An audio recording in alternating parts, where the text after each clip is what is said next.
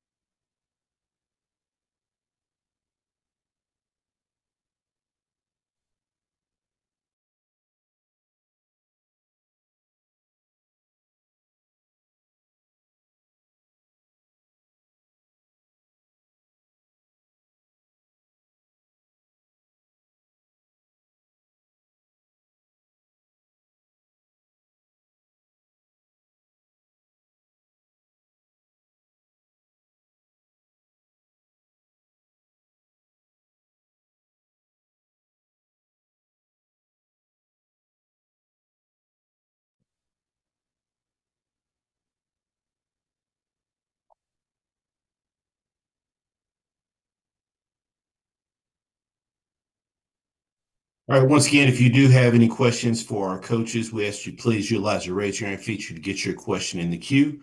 With that being said, happy to be joined by Coach Shade with Alabama A&M. Good morning, Coach. Good morning. Thank you for having me. Yes, sir. And as always, we appreciate you taking some time out of your schedule to join us. Coach, if you could please start us out with an opening statement, recapping your team's last weekend's matchup versus Bethune-Cookman. Well, I went down to Daytona Beach, played against a good football team, coached by Coach Woody, Bethune-Cookman. High-scoring ball game, 34-34, late in the fourth quarter of that ball game. And unfortunately, it just didn't go our way. They were able to get a touchdown late, and feel like we just ran out of time. Appreciate those opening comments, Coach. First question goes to Wayne Cartwright. Coach Shade, good morning. How are you? Doing well. Doing well. How about you? Doing well. Doing well. Looking forward to this week. So, what I wanted to talk about or ask you this week, obviously, this week defense was an issue with giving up run yards and explosive plays. Can you talk about that? And then also, I wanted to ask about the decision to kick the field goal to tie the game instead of going for it. Just what all went into those decisions? Well, first off, we didn't play well as far as defensively, particularly stopping the run. They had 259 yards rushing and 500 yards total. And like you said, 5 of their touchdowns were on explosive plays, plays with 20 yards or more. So, we've got to play better defensively. We definitely have to play better on defense. And then on that last, on the drive that we tied the game up to 34-34, I actually went for it 2 times on 4th down before that, and we got it. And, then at that point,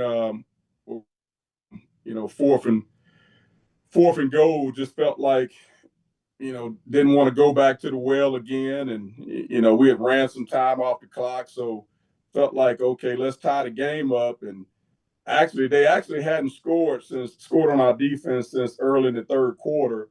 So kind of felt like, hey, we kick the field goal to tie it up and we'd get a stop and then go back down and score to take the lead. But, unfortunately, we just weren't able to, keep them from scoring after we tied it up. Well, Coach, appreciate the answers there. Good luck this week as you guys head down to Mobile. All right. Thank you. Next question goes to Doc Holliday. Good morning, Coach Shay. How you doing today? Good morning. Doing well. All right. Can you give me your assessment of the play from Eric Hanley, and what are your concerns as far as this coming weekend with Jackson State as far as for QB play? Well, I want to say Eric Hanley, pleased with Eric. He threw for 355 yards and 3 touchdowns in the ball game, only 1 interception. And so just, very, very happy with him, particularly, him being a guy that hadn't played a whole lot of college football up until the last few games with Quad being out. So very happy with Eric. And what was your other question? I'm really going to ask what is your status for Quad Brown for this weekend?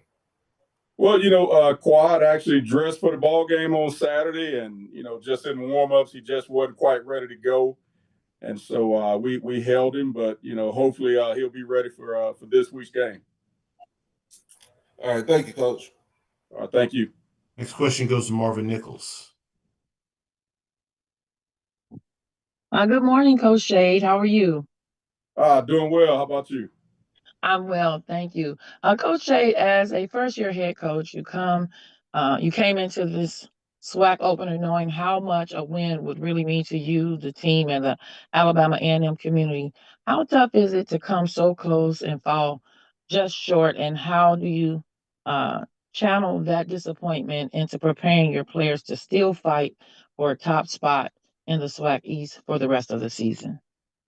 Well, it's definitely tough. Anytime you step in the arena and you lay it on the line, like our team did on Saturday, it's tough to come up short.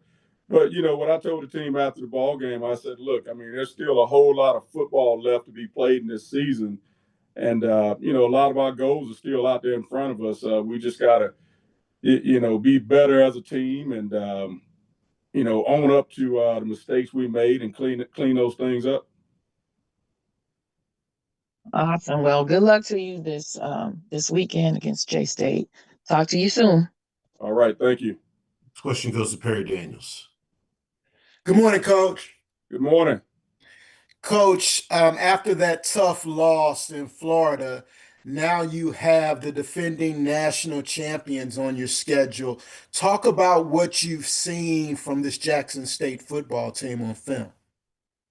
Well, I've seen a very talented football team, offensively, defensively, and special teams. very talented. Really, not a lot of holes personnel wise. So we're gonna have our work cut out for us against them this weekend. Thank you, Coach. Thank you. Next question goes to Ty Miller. Hey, Coach Shade. Good morning to you. Good morning. Coach, Next question goes to Ty Miller.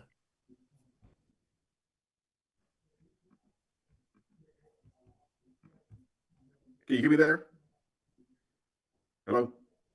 Yes, I got you, Ty.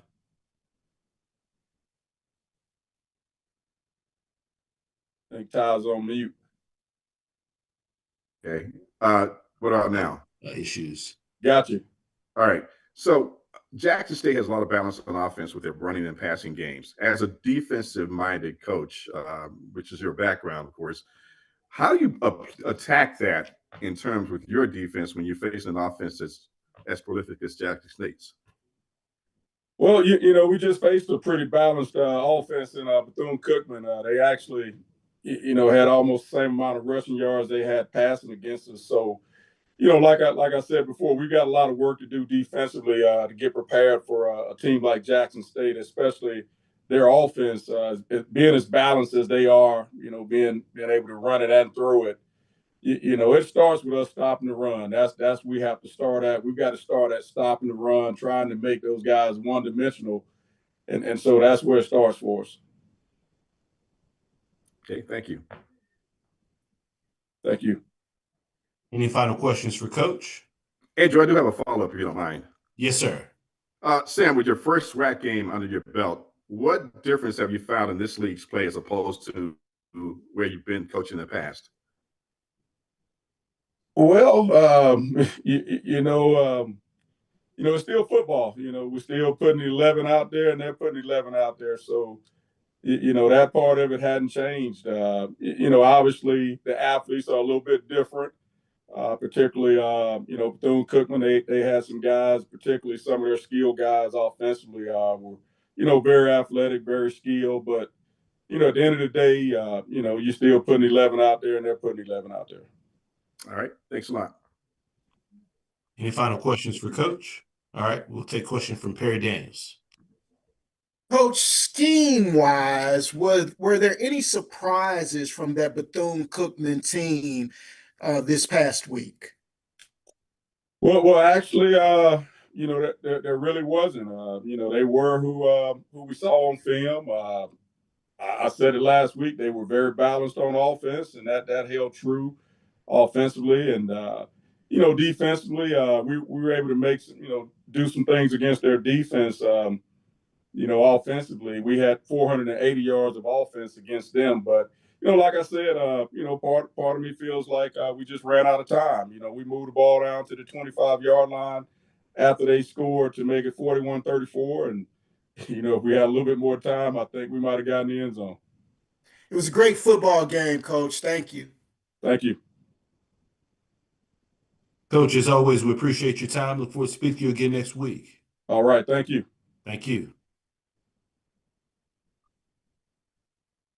All right, we're maybe a minute ahead of schedule. We'll be back momentarily with Coach Robinson with Alabama State. Thank you for your patience.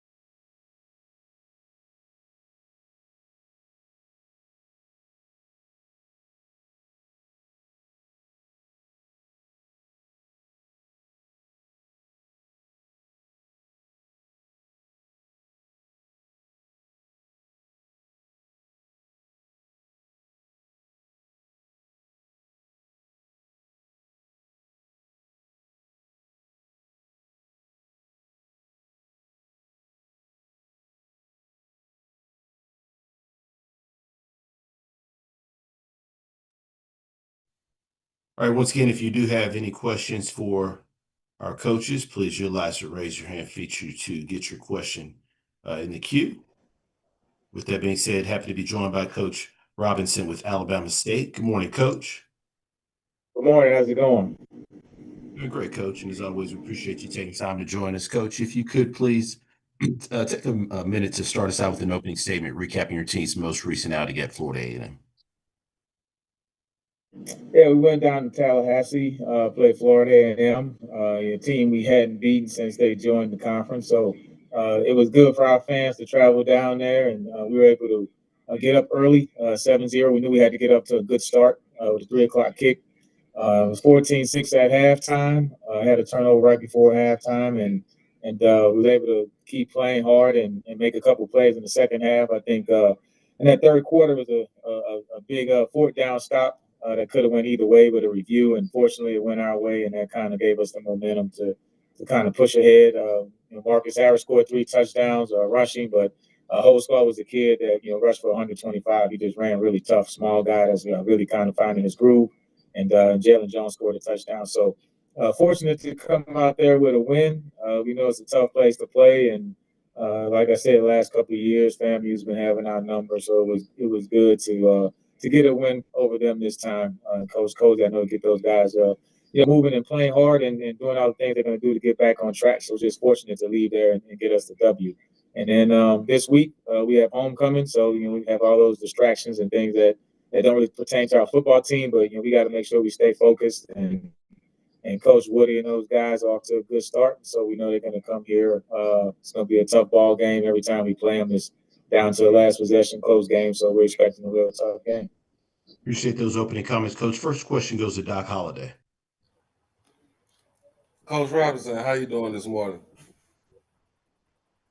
Doing pretty good. How's it going? I'm doing good. So you got the proverbial monkey off your back. First win and first time beating FAMU in the last 4 years, but your defense came alive again in this game, holding the Rattlers to 14 points and only 309 yards of total offense. How do you grade your defense right now within a quarter of the season, and what are you looking for in the next game, which is the homecoming game?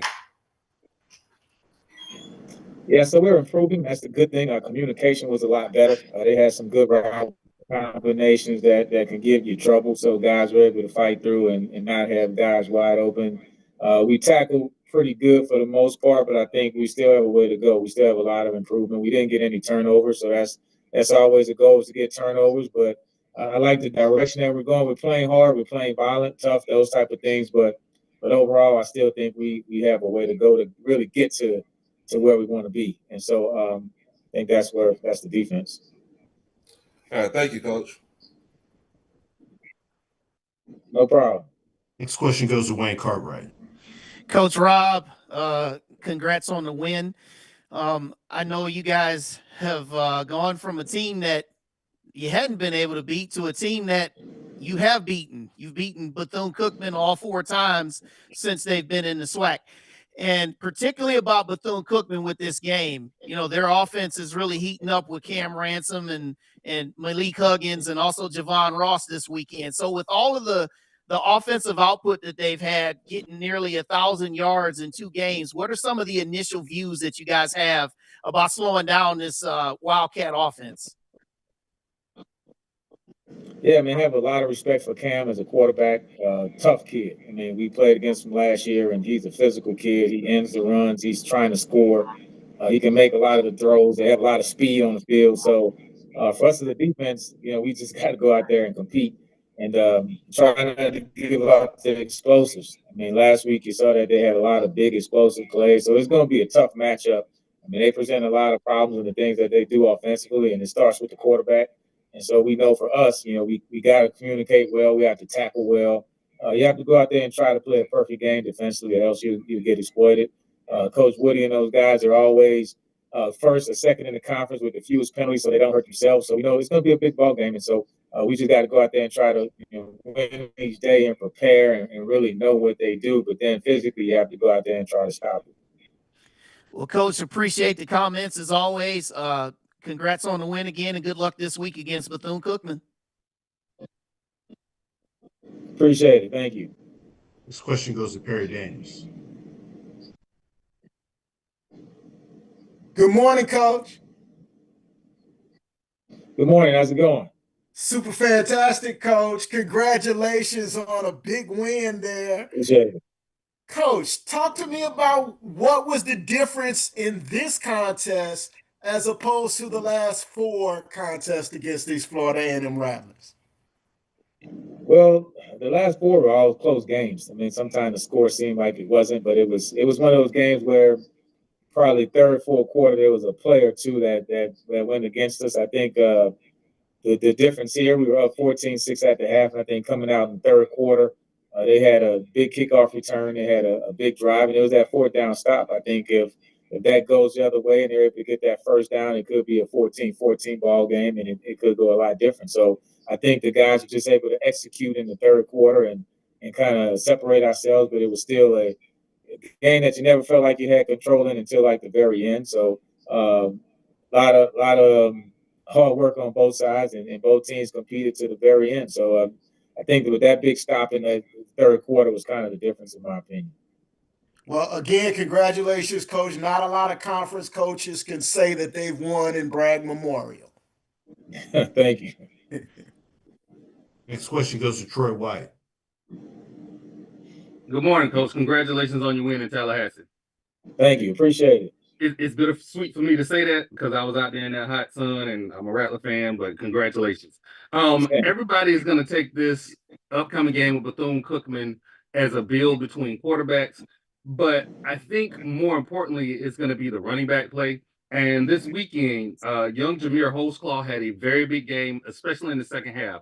Can you tell me about his progression from earlier this season until now to get that offense to be a balanced look? Yeah, man, he's the guy that we have to get going. I think last year with all the injuries that we had at the quarterback position, we had kind of settled down as a team, and we figured out how to play with Kareem Keith. But Holtzclaw was the kid that was our explosive guy. He got hurt in the Mad City Classic, and we were a different team after he got hurt. So he was the one that it was really hard to get over that injury. So now he's getting back to that form that he was at last year. Just a super hard worker down there from Coconut Creek down there in South Florida. And this guy just comes out here, competes. He's worked hard to get himself back to this position. So I think he's the guy that we're expecting a lot out of. He can make the runs. He can go the distance. He can make you miss. He's tough. He's physical. Has a great understanding for the game. A couple of those 3rd and 2 runs, he understands that I need to be tough and get the 2 yards. Don't try to be a hero. Just really love him as a player and as a person. So he's the one that has to play big for us to have a good game. All right, Coach. Thank you. Good luck against that school in Daytona, and have a good one. Appreciate it. Next question goes to Timona Stapleton. Good morning, Coach. How you doing? Good morning. Doing well. You had 6 different players contribute to the run game. As Troy said, Jamari Holtzclaw was leading the way with 135 yards. Can you speak on the ability of your offense to be dynamic and adjust to the defensive scheme you're playing? I know in past games we've seen the passing game with Andrew Body. So did you see something on FAMU's film with their defensive line that made you feel like you could lean heavier on the run game? Well, we wanted to have an emphasis on getting the run started. The running game hasn't been what we would have liked over the last couple of weeks, and a lot of that because of the opponent. So for us, you just have to really see how the defense is going to attack you. What are they going to try to take away? So if they're trying to take away one thing, you try to do the other. So, but the guys up front play really well. They blocked really hard. We have multiple running backs: Carl Ligon, Marcus Harris, Kirkendall. So it's a couple guys. So you just try to wear down your opponent, try to run, try to be physical, and of course you take your shots in the passing game. But it was just Amari's day to day, and he's a good player, man. I think he's probably one of the most underrated guys in the conference. That just kind of came on as a freshman and showed us a lot before the injury, but I think he's just really getting back into form. So just hoping that he can finish off with a really good year. He deserves it by how hard he works. Congratulations, Coach, and good luck for this coming weekend. Thank you. Last question goes to Marvin Nichols. Good morning, Coach. This is Marvin Nichols from MTMV Sports. How are you doing this morning? Doing well. How's it going? It's going great. Congratulations on the win. And after such a statement performance in your SWAC opener and the way your team has competed on both sides of the ball this season, how would you assess this group's growth? Well, I think for us, our motto is always win today. So we keep it very simplistic. We're not worried about the next day. We're just trying to be the best on Monday, which means go to class, be on time, go to academic practice, those type of things. So we're moving in the right direction. We're just trying to get better each day. I think if we can get better each day, then we'll end up where we want to be. I think when you start focusing at the big picture and the growth and all that type of stuff, you kind of lose the picture of did we win today. So we'll wake up Tuesday morning and try to have the best practice all year. And I think if we keep having that approach, then it's that 1% better type of philosophy. And but yeah, we're moving in the right direction, but we're not there yet. Yeah, Coach, a lot of the SWAC, I'm looking in the SWAC groups on Facebook and some of the other people's opinions about Alabama State. You guys are becoming a favorite amongst all of the fans, and you've been a top contender in the East, the last couple of years. So, do you believe the Hornets are now ready to truly be a force to be reckoned with in the East Division and maybe a serious threat to our reigning HBCU champions? Well, I think that's why we play the games. I think nobody has more than one loss in the conference. So I think everybody has a great chance to win the East or win the West. So everybody's just going to go out there and compete. That's what makes the conference so great. It's great coaching in the conference against these other great coaches and great teams. And so we go out there week to week and compete, and you see where it falls at the end of the year. Absolutely. Well, good luck to you on this coming weekend, and thank you so much, Coach. Appreciate it. Thank you. Coach, as always, we appreciate your time. Look forward to speaking to you again next week. Absolutely. Thank you. Yes, sir. Thank you. All right, next we go over to Alcorn State and Coach Cedric Thomas. Once again, if you do have any questions, we ask you please utilize the raise your hand feature to get your question in the queue. We do have Coach Thomas with us. Good morning, Coach. Morning. Coach, as always, we appreciate you taking time out of your schedule to join us. If you could, start us out with an opening statement, recapping your team's most recent outing versus Arkansas Pine Bluff. Yes, sir. Really festive atmosphere. First time playing in the Classic, kind of ending this 4-game road trip, and fans came out, in groves, and started out, pretty fast, and second half that defense, coach had those guys really playing at a high level. Gave ourselves a chance down the stretch, made some critical errors, to put us in a situation where we couldn't finish, but proud of the way the guys played. The way they traveled and did all the little things. Just still gotta, stop shooting ourselves in the foot with some, costly penalties and things that we got to continue to work on and get better. Shout out to Coach. He had his Coach Hamp had his guys, playing at a high level. And we got to continue to just execute and finish these ball games. Appreciate those opening comments, Coach. First question goes to Wayne Cartwright. Coach Thomas, tough loss for you guys this week. I know you guys had things going the way you probably wanted it on offense, but obviously, like you said, you guys had some execution issues. But in three of the 4 losses you guys have had against probably winnable games that by your estimations, pinpoint it for us though. Like who does this really fall? Where does all this fall back on? Is it coaching? Is it discipline? I mean, what is it? All of the above? What does it take to get you guys into the win column now? Well, it's me. It starts and ends with me. You'll never, if you know me, then you know me.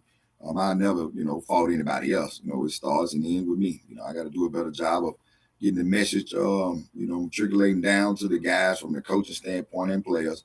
And then if I got to change some things from a coaching standpoint, we'll make those necessary adjustments. But it's not because of lack of effort. The guys are fighting hard, playing through the whistle. Some of those plays are just, some of those things that just happen in the game. But also, we got to talk about the little things and continue to hone in on that on and off the field. So the buck starts with me.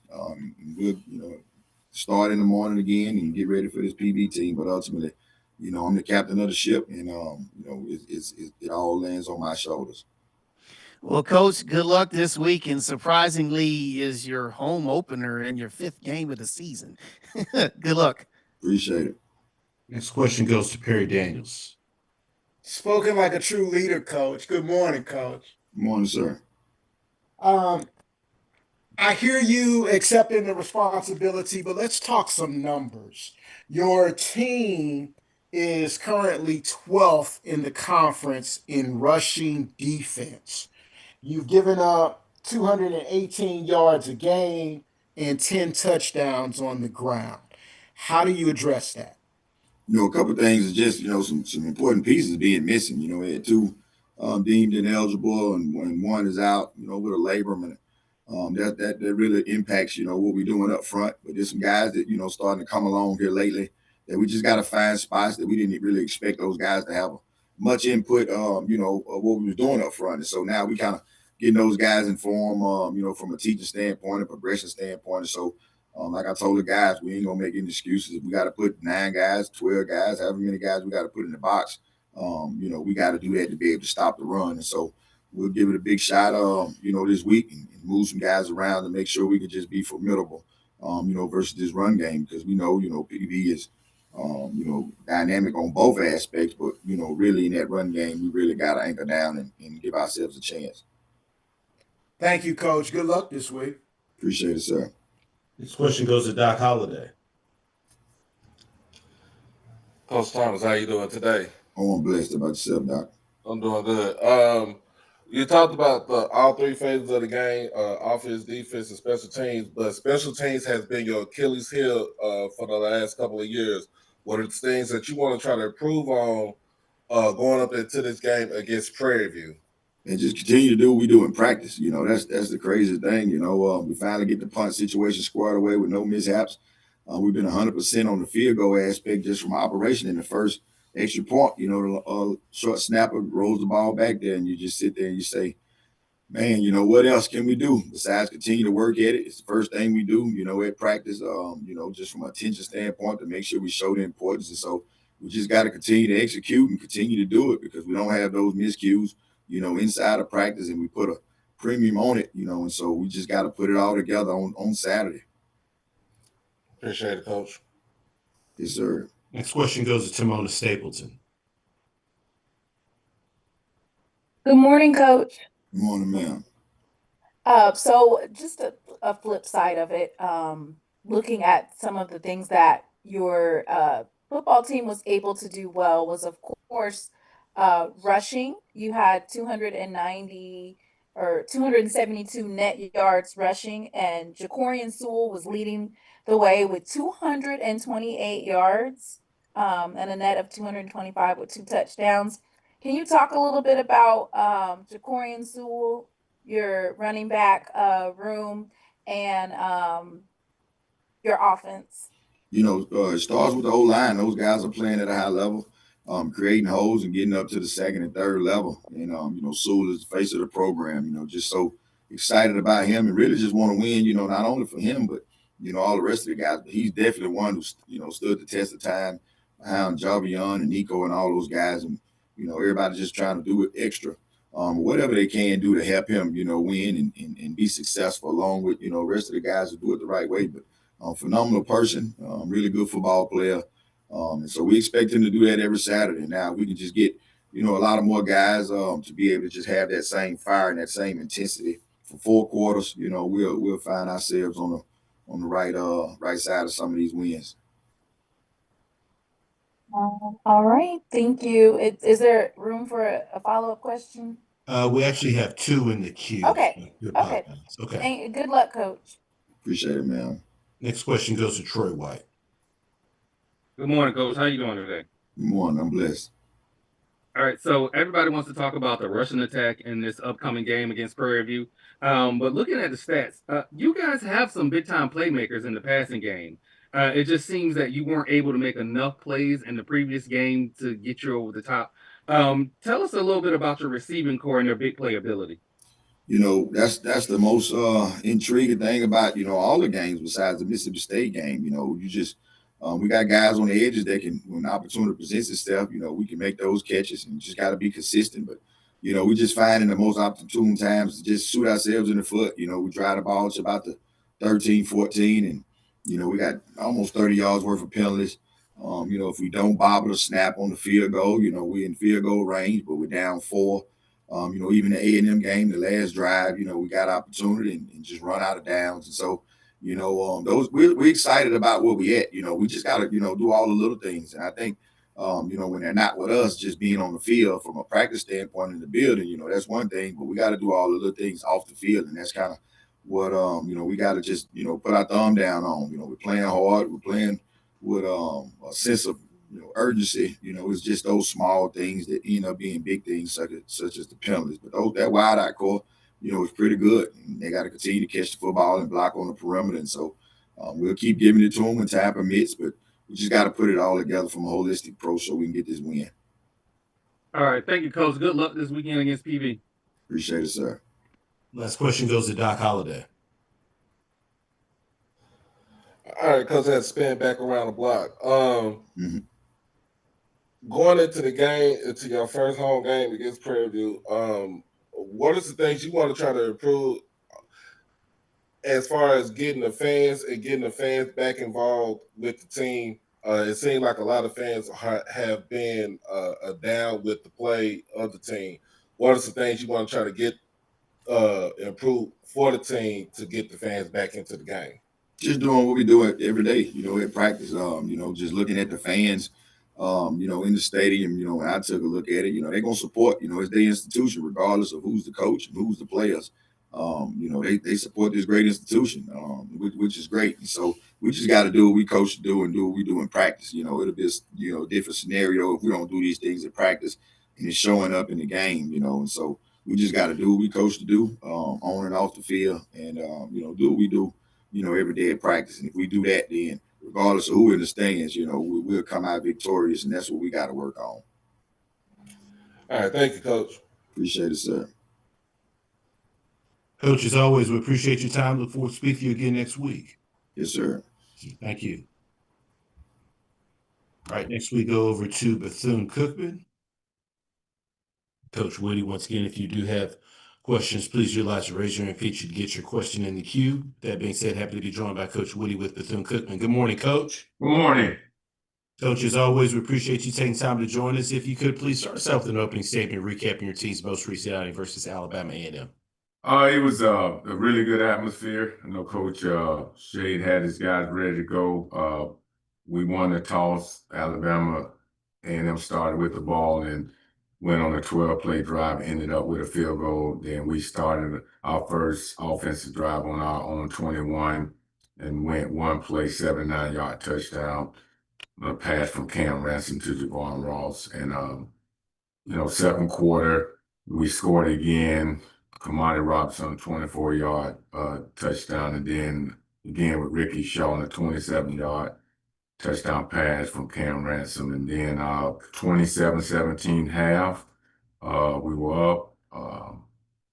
Alabama A&M came storming back. We ended up scoring a run touchdown by Ali Scott on an 8-yard TD run. And then the fourth quarter, we ended up finishing another touchdown by him on a 26-yard touchdown run and ended up 41-34. I mean, a lot of respect for Coach Shea and his staff and our team. They came back fighting, and we ended up, finishing with a win. Appreciate those opening comments, Coach. First question goes to Perry Daniels. Congratulations, Coach. Thank you, Mr. Daniels. Big win. You shocked the conference with this victory. Talk about what this means for your program in this season moving forward. Well, for the players, it's all about them. They come to work and go to work. And like I said, we played some really good opponents coming into this game, and we was blessed not to be injury prone going into an important conference game like this. And, the guys starting to get confidence, and like I say, I'm happy for them. Well, congratulations, Coach, and as a reward, you get Alabama State next week. Oh, yeah. I tell you, it doesn't get any easier, right? This question goes to Wayne Cartwright. Coach Woody, congrats on the win. Thank you. I know a lot. I know a lot of the conversation gets talked about how well you guys have been playing on offense, but I want to talk about your defense. You guys have been giving up, obviously, some yards, and you guys gave up 34 points in this last game. When you guys go up against an opponent like Alabama State, with their multiple nature of being able to run and pass, schematically, what are the things that you guys are looking at as a staff initially to be able to control some of the action that Alabama State's going to bring your way on offense? Well, we have to be disciplined. You know, Coach Robinson, a lot of respect for him. He's gonna have those guys ready, and he got them executing at a high level. Got to have and be intent to want to do the little things right. You know, got to have good eyes. Got to play with good technique and fundamentals, and that's what it's all about. You know, and like I said, those guys are getting better, but we're working on our technique and fundamentals, and you have to be sound, you know, to stop a offense like that. I mean, because they got really good players up front and on the perimeter and the backfield. So it's gonna be a tough game. Well, Coach, congrats on the win again, and good luck to you as you guys head to Montgomery. Thank you. Next question goes to Mona Stapleton. Good morning, Coach Woody. How you doing? Good, and yourself? I'm great, thank you. Good. I just want to talk a little bit about your offense because it really seems to be humming really well this season, especially with Cameron Ransom at the helm.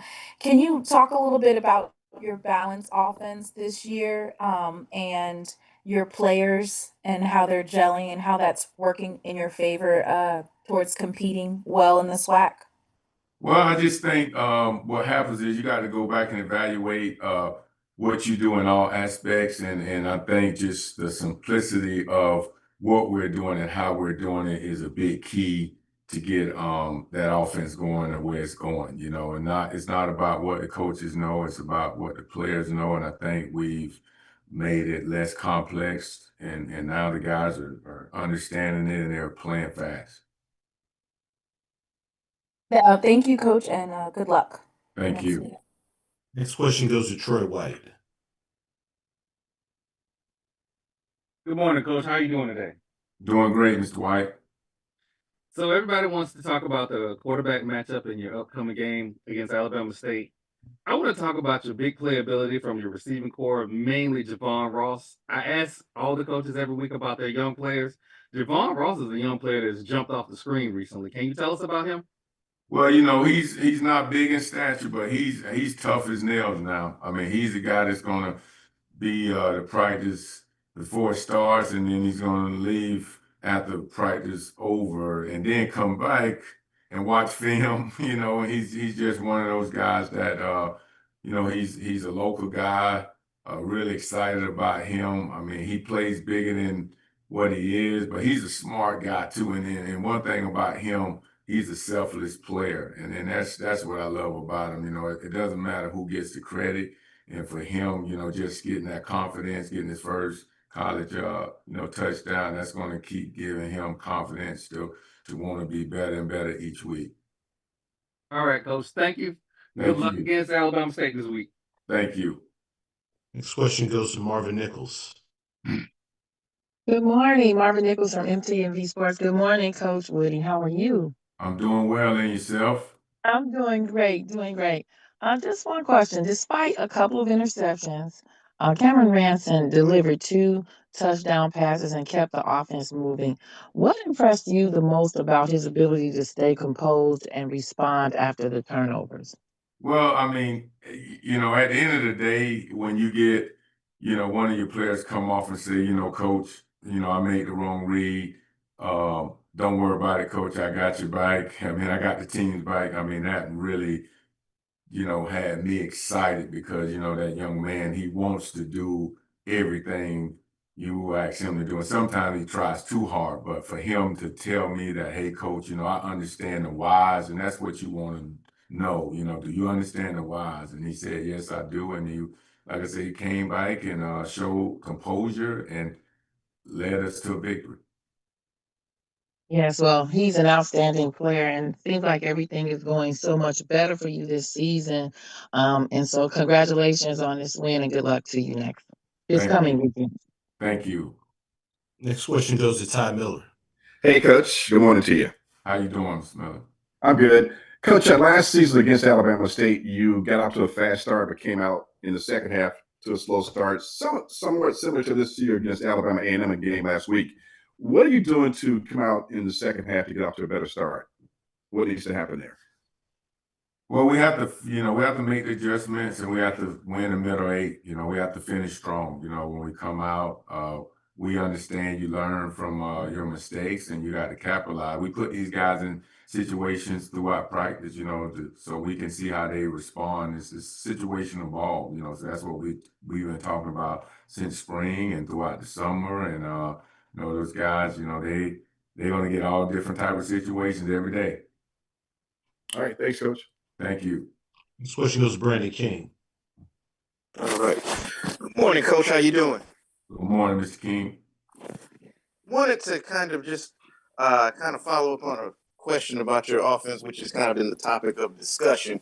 Now, over this past 3-game stretch, you're 2-1, and that unit is averaging 39 points a contest.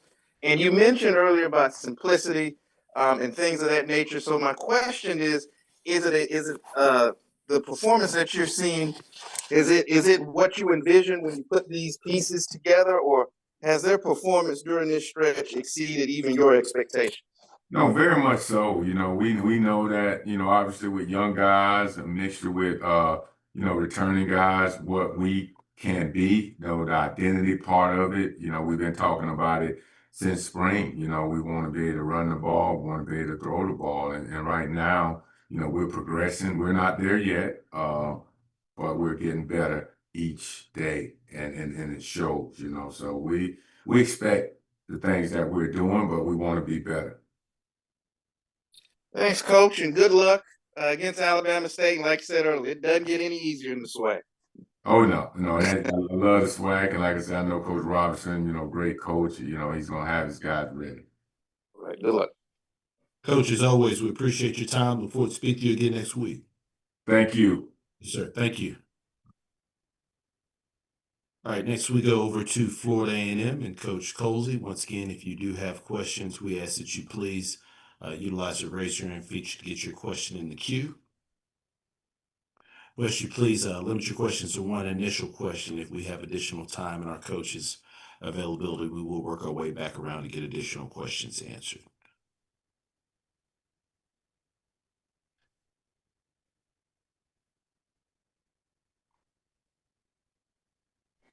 Hey, Andrew, this is Dennis.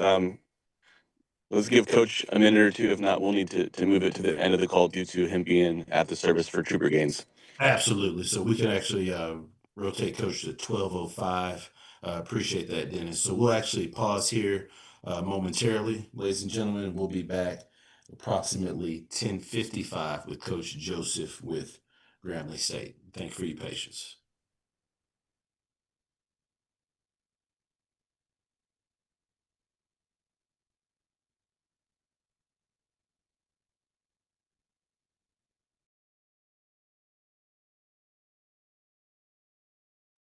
Once again, we will have Coach Colsey now join us at 12:05 Central. At 10:55, we'll be joined by Coach Joseph with Grambling State. Thank you for your patience.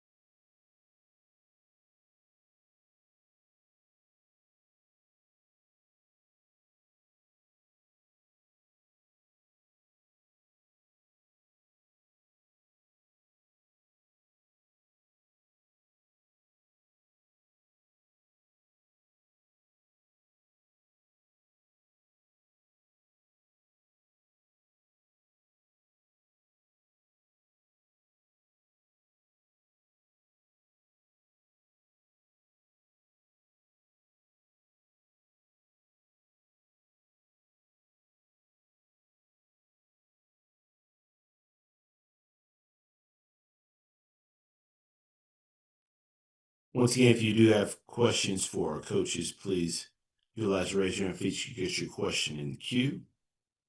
Already several questions there. So please limit your questions to one initial question. If we've got additional time, we'll work our way back to get additional questions answered.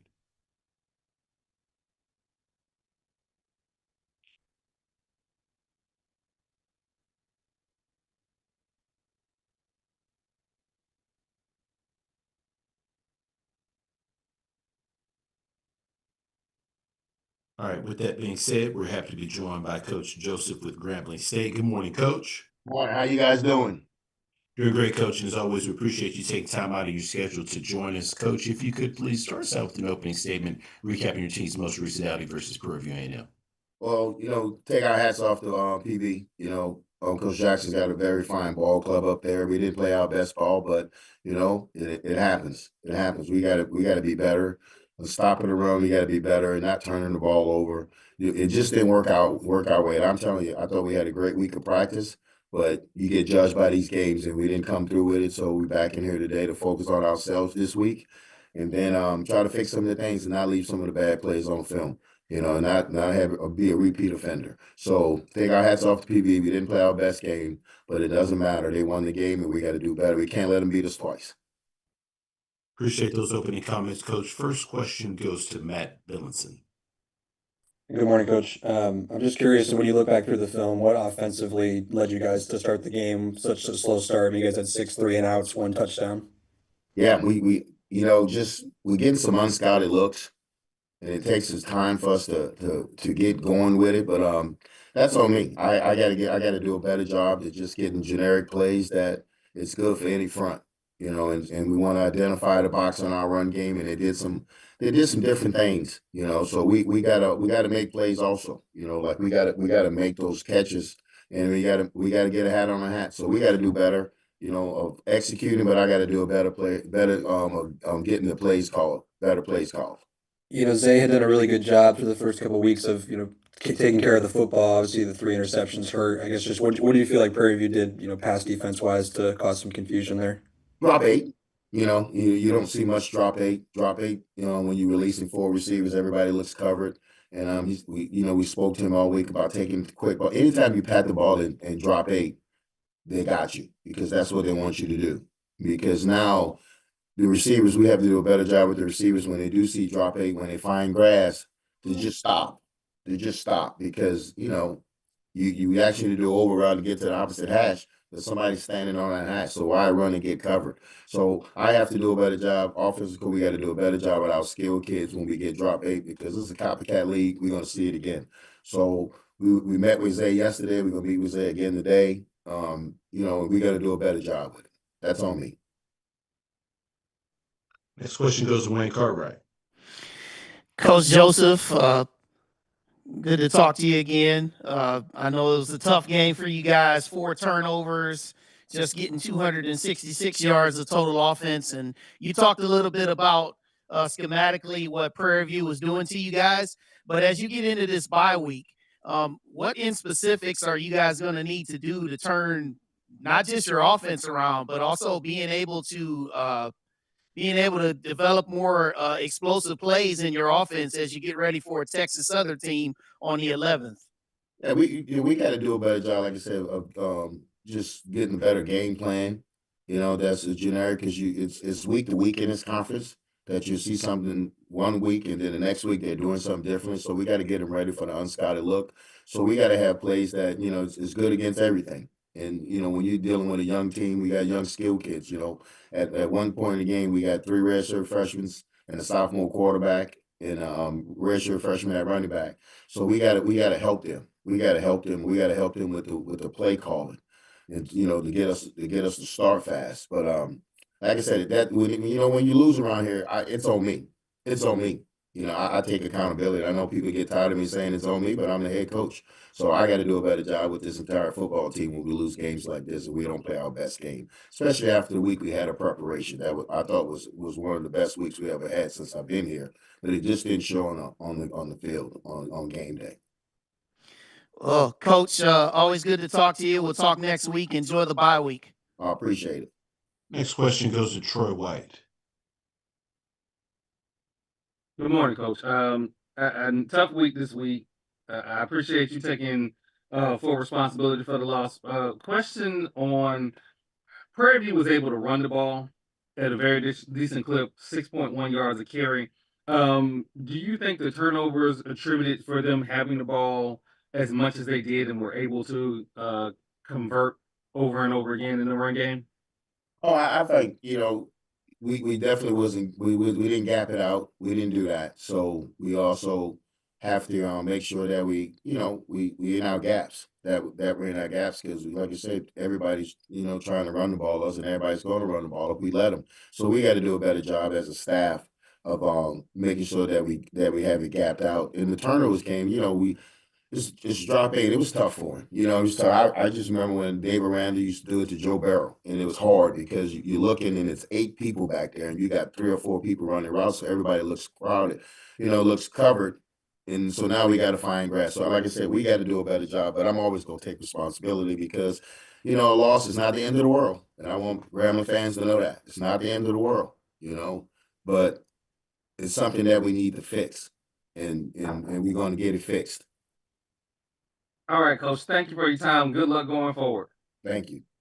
Next question goes to Timona Stapleton. Good morning, Coach Joseph. Good morning.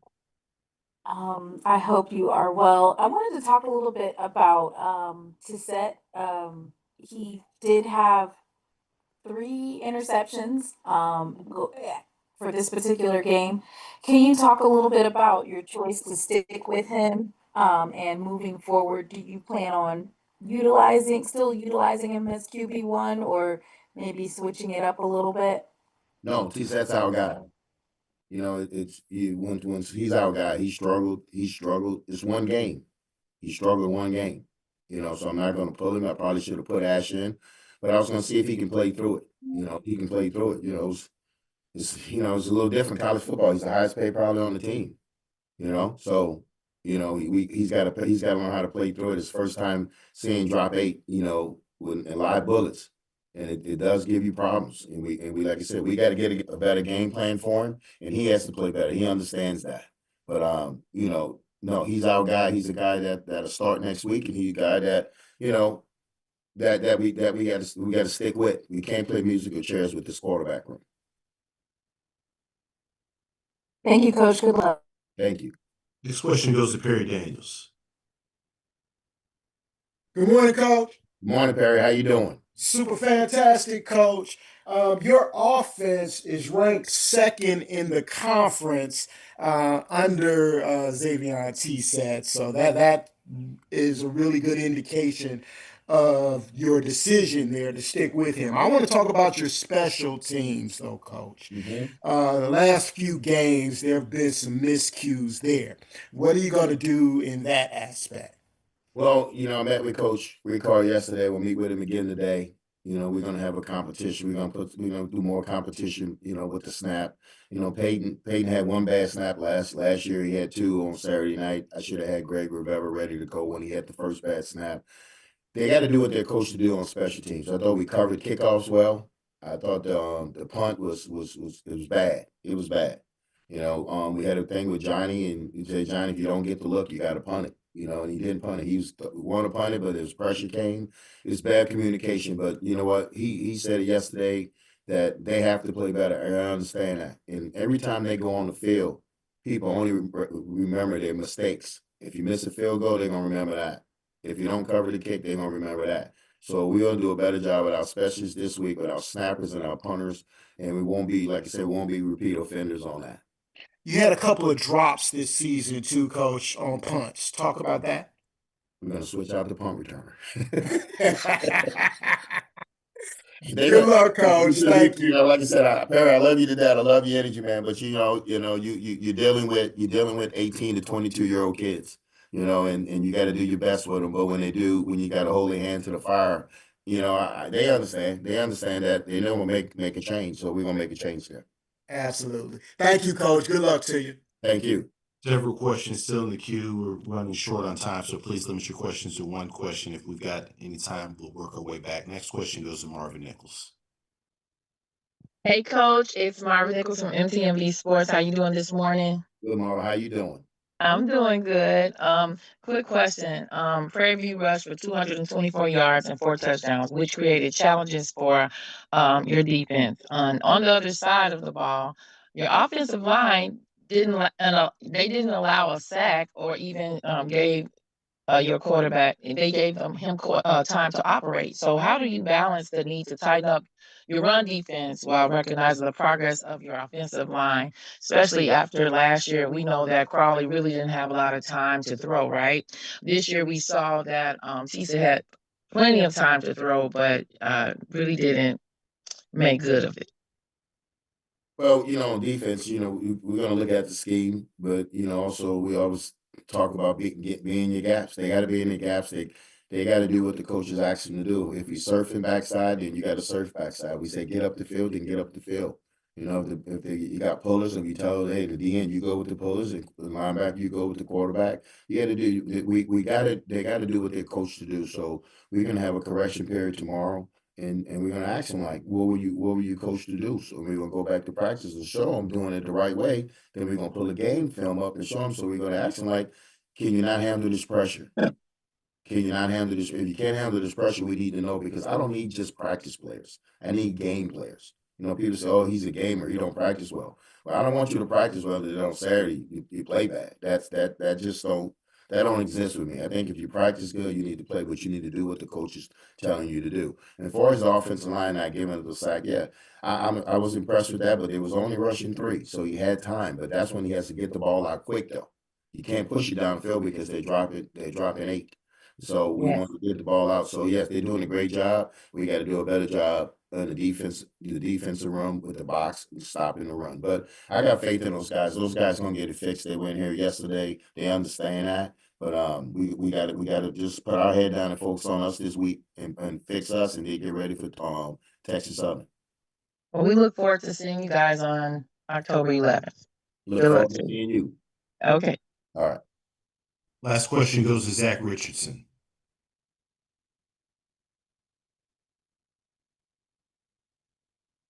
Last question goes to Zach. All right. Last question goes to Doc Holliday. Coach Joseph, how you doing today? Doc, how you doing? I'm doing good. In games past, you had kept T-Set under a certain amount of pass attempts. Yes. This past weekend on Saturday, he threw 43 passes, but not enough as far as to convert into passing yards. What are some things you want to try to adjust with him as far as when it comes to the passing game, to go back to limit his passes between like 20 to 25 pass attempts? Yep, I like you because you understand football. That's his limit, between 20 and 25. We got to throw it over 30 times. That means we're behind, but we got to be efficient on the ones that we need to hit. Like, we can't have drops. We got to be where the quarterback needs you to be. He's got to get the ball out of his hand. So, like I said, I'll take full blame for this, but we're going to go back and fix this thing schematic-wise, and he'll be a better player when he comes back next week. His first time seeing drop 8, it was weird to him. It was weird, but he has to listen to what we tell him during the week. Like, you're not going to be able to push this ball down the field sometimes. You're going to have to get it underneath and let him run for it. Let him run for it. So he's a smart kid. He understands what's going on. And like I said, he holds himself accountable before I do. Because right after the game, he said, you know what, Coach Mick, this on me. I'm like, no, I'm the leader of this group. I can take it. I'm a big boy. And I don't wear my feelings on my sleeve, and I don't want him to do it either. Like I said, he played bad. I remember Drew Brees played bad before. It's just like one game. It's one game, and we got to get him better, because it's a copycat lead. He's going to see drop 8 again, because that's how they contained him with drop 8. Because if you're going to give him drop 6, he's going to light you up. So drop 8, he's got to be a better quarterback. But it goes by reps. He's a sophomore. He's a true sophomore. He's 20 years old. So it goes by reps. And now he have the reps. He understands. So we'll get him better this week, and he'll be ready to go Sunday when we start preparing for Texas Southern. I appreciate you, Coach. Appreciate you. Coach, as always, appreciate your time. Look forward to speaking to you again next week. Thank you, guys. Good luck this week. Thank you. All right. All right, next we go over to Arkansas Pine Bluff. Once again, if you do have any questions for Our coaches, please utilize that raise your hand feature to get your question in the queue. Please limit your questions to one initial question. If we do have additional time, we'll work our way back around to get additional questions answered.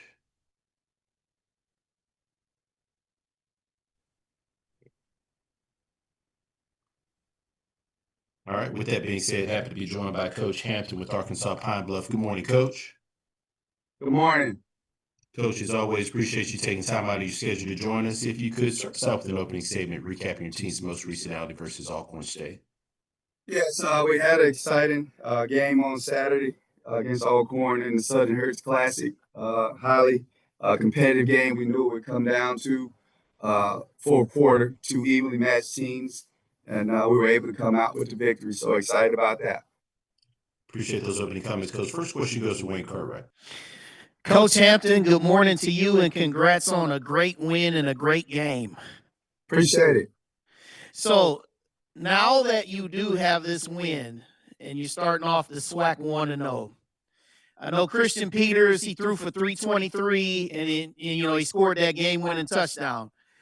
What are the specific things that changed for him this week, throwing for so many yards that he hadn't been able to do before? And then also with that, moving forward into this next game against Texas Southern, how are you going to be able to build this now into consistency for him moving forward? Well, I mean, we're just running the offense. If you go back and watch the games we played previously, we're doing the same stuff. He's a smart young man. He's a grad transfer. He's highly competitive. He don't get rattled easily. And he played well against Texas Tech. He played well against UCA. And so it doesn't surprise us that he was able to throw the ball. We kind of just taking what the defense gives us. Alcorn did a really good job, man, mixing it up, sending pressure at him. He was able to get away from it. But it's just another stepping stone for us as we continue to build moving forward. But Christian, this week, man, is another opponent, so we got to get back to work. Texas Southern, really good football team, and do a lot of things on defense, and we got to be prepared for it. All right, Coach, congrats again, and good luck this week. Appreciate it. Question goes to Perry Daniels. Congratulations, Coach. Big win. Appreciate it. Coach, let's talk about Kareem Burke and his impact on this team. You always keep a good wide receiver. Talk about him and his play. Kareem Burke's a really good football player. Young man transferred from a SWAC opponent a couple of years ago when I first got the job here. Last year we thought we had the two best receivers in the league, but he got hurt. He wasn't able to perform the way he should have. But this year he's leading that unit. But we have, like I said, some young guys on the outside that he's bringing along, and Coach Hull and the offensive staff, they're doing a good job, man, coaching the guys up. And so we're excited about Kareem. First couple games, man, he had dropped a lot of contested catches. In this game, he was able to make some of those catches. So just shows the improvement, and his attitude's been really good every day in practice, and so it was good to see him make some of those catches and against some tight coverage. Thank you, Coach. Good luck. Appreciate it. This question goes to Timona Stapleton. Good morning, Coach Hampton. How you doing? Good morning. Good. Doing well. That's good to hear. Can you talk a little bit about your offense? I see you had 7 receivers that got touches, and Christian Peters, he had 323 yards. It looks like you had a decent rush game. Can you talk a little bit about UAPB's offense and how it's developed for the season? I mean, obviously, Coach Hull and his offensive staff, they're building off of what we had in place last year. Again, I said I thought this football team had a lot of depth.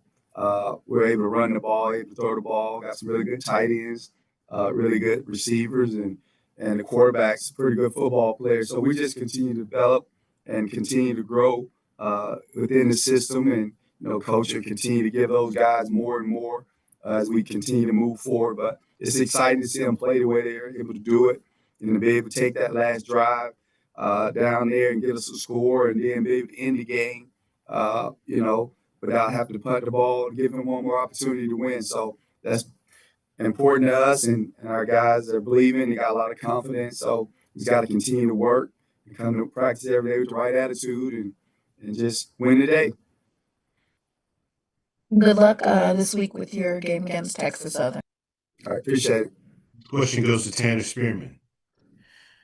Good morning, Coach. So you guys have now won back-to-back games for the first time since you've been the head coach here. As you're building this program and trying to build this thing up, what's the biggest step going from learning how to win a game to then being able to put together a streak of wins? What's the biggest step that these guys need to take to be able to go on a streak? Well, I'll be honest, Santa, we don't even talk about a streak. We talk about winning the day. When you're building a program, man, every single day has its own issues, its own challenges. And so when we walk in this building, I tell the coaches, man, don't worry about what happened yesterday. Let's just win this day, put one foot in front of the other. And you tell our players, man, they've done a really good job. We're just trying to build confidence within our program, within our university and our football team. And the way you do that is the way you prepare and self-talk. And so we're telling the kids how good they are. We're telling them, visualize yourself making plays, visualize yourself making A's in the classroom, visualize yourself being a leader in the community.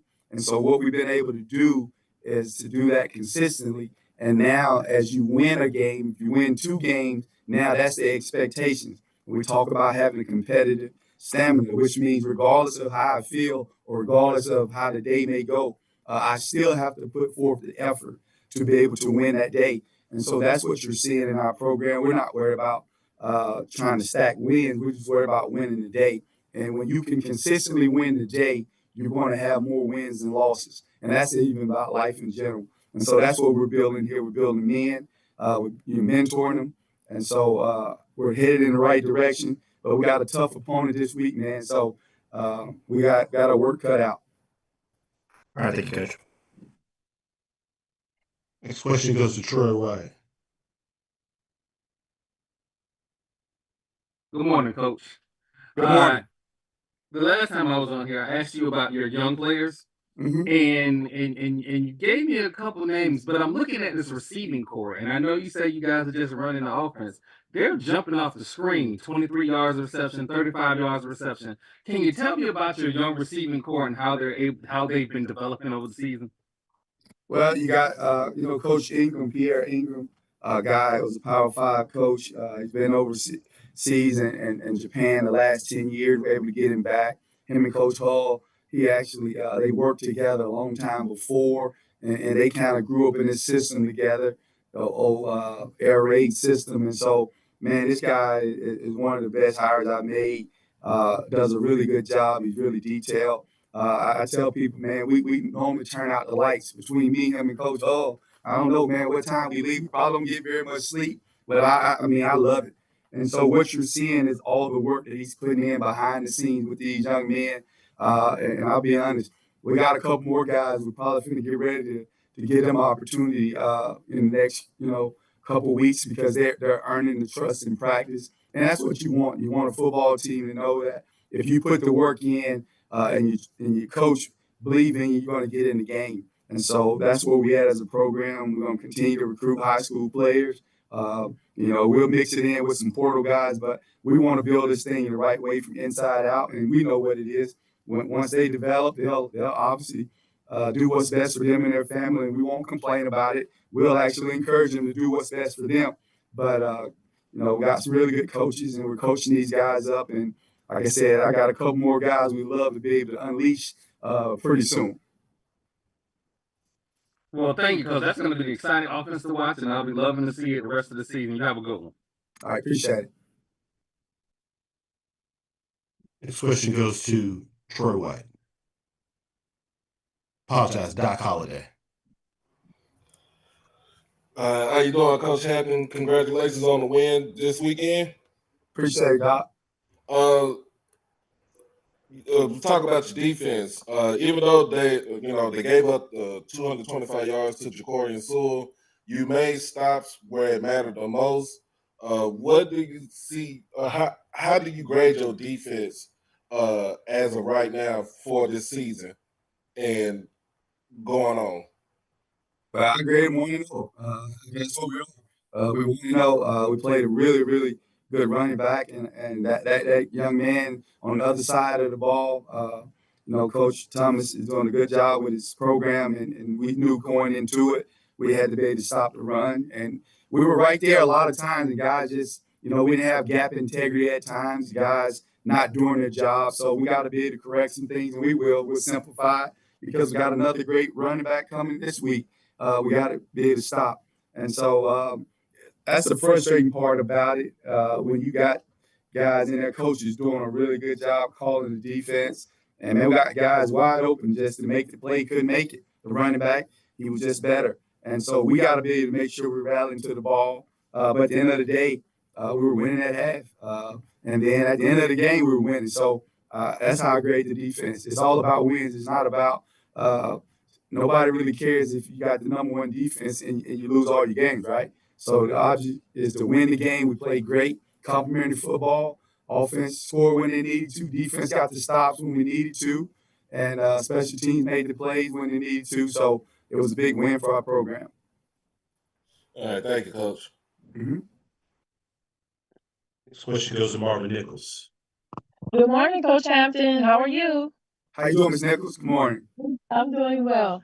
Congratulations on your win over Alcorn. And I just want to say you are a ball of energy, and we really like what we're seeing from your program this season thus far. Now, Coach, your defense allowed just 7 points on 4 Alcorn State red zone trips and came up with key plays, including Denarius Hilliard's 11 tackles and a big interception by Zach Williams. How proud are you of the defensive effort, and how important were those stops in setting the tone for closing out this victory? Yeah, it goes back to what we kind of talked about. We don't have a star on our football team, and I like that. But we do have some guys that play well together, and we'll continue to. I really would like to play anywhere from about 22 to 25 guys on both sides of the ball because that gives your team the ability to be able to stay fresh. And they know if I come to practice every single day and do what I'm supposed to do, coach going to get me in the game. And so I've challenged my coaches before we even started spring ball. I said, man, it's your job as a coach to get as many guys in your room to play. And because it's easy to say, well, he's the best player, that's the only one I'm going to coach. That's not coaching. All right. And the high school teacher in me ain't going to allow a coach of mine to be able to say, coach, he can't learn or he can't get it. No, it's our job to make sure every young man in our program get the opportunity to play, but they also have to earn the right. Nobody's going to give it to you. And so our defense, you talk about Denarius, we're playing about 6-7 linebackers, and it's based off of how you perform in practice. And if you do a good job in practice, you get in the game. If you don't, hey, man, we're probably not going to play you because it's all about trust. We talk about trusting the coaches, but we also tell the players you got to be able to trust yourself and trust your teammates. Don't try to do things that's not for you to do. Just do your 111 on every single play, and every coach will tell you the same thing. We all speak in the same language, but it's can you do what the coach is asking you to do within the scheme at that moment when your number is called. And so that's what we're trying to do. We got to clean up a lot of things. If not, man, we'll get exposed again in the running game. And so we're looking forward to getting back on the grass tomorrow and being able to correct some of the things. But Coach Dishman, they got a really good football team, so they can run the ball, they can throw it. Got big offensive linemen, they're good on defense. So we know we got our hands full coming up this week, but we're excited about the opportunity to be able to travel down there and compete. Outstanding. Thank you. Thank you. Coach, as always, we appreciate your time. Look forward to speaking to you again next week. Appreciate it, Andrew. Y'all be blessed. Yes, sir. Thanks, Coach. All right, now we move over to Mississippi Valley State. Coach Buckley, once again, if you do have any questions for Coach, please utilize the raise your hand feature. Get your question in the queue. With that being said, happy to be joined by Coach Buckley. Good morning, Coach. Good morning. Good morning. Coach, as always, appreciate you taking time to join us. If you could start us off with an opening statement recapping your team's game versus Texas Southern. Oh man, it was a tough one. It was a tale of two sides, two halves, you could say. The first half we looked like expect us to look offensively, defensively, and some improvements on special teams. In the second half, we're not we're not closing the door like we're supposed to. Making adjustments, attitude, just overall concept of what we're trying to do. The second half is not looking like it's supposed to look. Appreciate those opening comments, Coach. First question goes to Wayne Cartwright. Coach Buckley, good morning to you. I got to go right to the fake punt. Yes. So, first off, whose call was it to do that? And that was mine. Also, That's mine. That's mine. Okay. Head coach. Okay. So my question with that though is, I know obviously you guys were trying to get the first down to win the game there, but why not punt the ball and make them drive the length of the field, given the fact that they were struggling on offense most of that game?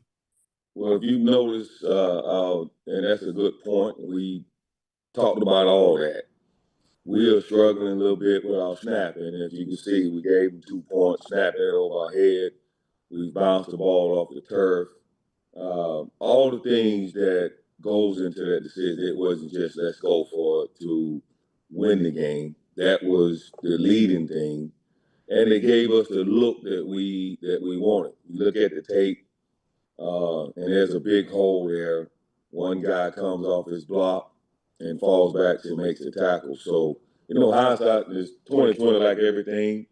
I thought about, okay, let's punt it there and make them drive the length of the field. But then when you're trying to win ball games in the heat of the moment, you make decisions, and as a competitor, we talking about competing and trying to win a ball game, you have to live with it. So hopefully we'll get that opportunity again pretty soon. Coach, I appreciate your professionalism in this answer and allowing me to ask it for you. So Absolutely. good luck down there in Atlanta this week against FAMU. Thank you. Next question goes to Perry Daniels. Good morning, Coach. Good morning. Coach, we can clearly see the improvement of this program and this team. You've got Florida A&M coming up. Talk about what you've seen on film and how you're going to prepare for that. Well, we've seen a team that's fighting, that's clawing, that has one more win than us. So just like last week, you kind of in the same boat. You got guys that's trying to get their team better, get their coaching better, every aspect of the program better. For us, you look at tape, and then you always go back to how can we get better? How can we perform better? Right now, how can we finish the second half? How can we make that play in the fourth quarter? How can we stop this play? How can we make this fake successful and close out the game? So we have a lot.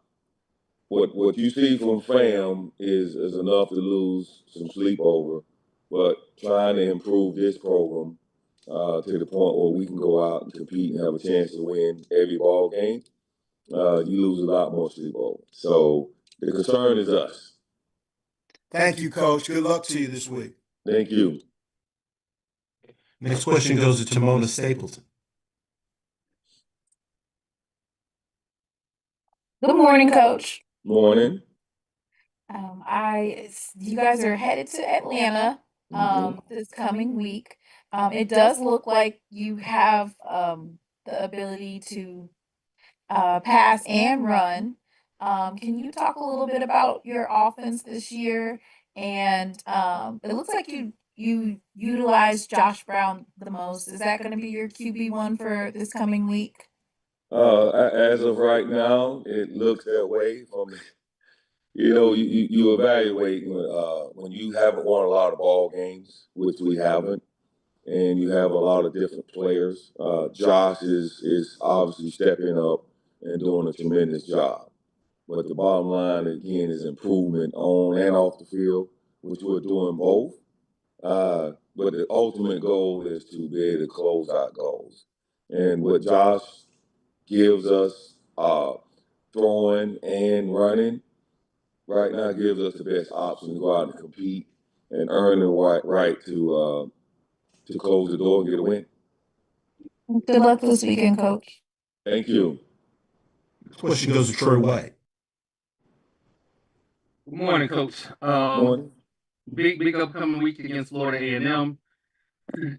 I'm looking at your receiving core. Everybody wants to talk about your quarterback play, but your receiving core has been quite dynamic this week. Currently, the last game you had 2 players over 15 yards of reception. Can you tell me about your young receiving core and how they've progressed so far? They're doing a great job. We played, it's one of those things you start out trying to play a bunch of guys. And like probably every other coach is saying, you get into the game, you're saying who can do what, who's doing what they're supposed to do, on and off the field, who's committed to the process, and you narrow that down. And that's what you guys are seeing, that we are starting to narrow it down to the guys that are going to help us move forward. How they practice, all those things matters, and you're starting to see that now on both sides of the ball. All right, Coach. Well, thank you for your time. It's Miami Hate Week, so go Noles. Go Noles. Thank you. This question goes to Gerald Thomas. Hey, how you doing, Coach? Gerald Thomas from the Tallahassee Democrat. Okay. Yes, sir. Coach, going into this week, you're coaching against a guy, James Foley. He said you were one of the guys that he looked up to before he went off and played defensive back at Florida State like yourself. Can you talk about a little bit of that connection that y'all have maybe during y'all time in Tallahassee, or the times where he was coming in and you going out, or just in the coaching profession in general? Well, in general, once a knows, always knows. And the history we have there for defensive backs. So I've always been available to DBs in general, but obviously you go out your way for other knows.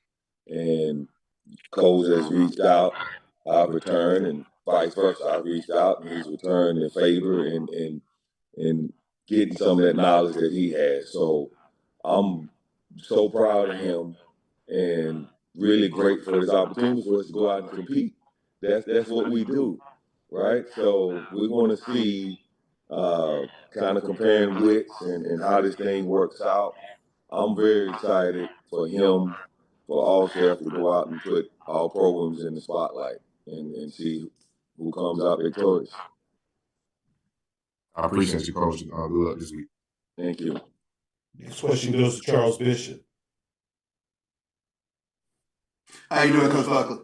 Doing well, yourself. Listen, I wanted to follow up on you talking about Josh Brown. He had close to 350 yards just by himself, both running and passing. But just from game one to now, talk about sort of his maturation as a quarterback, because he did a tremendous job in terms of moving the chains in that game.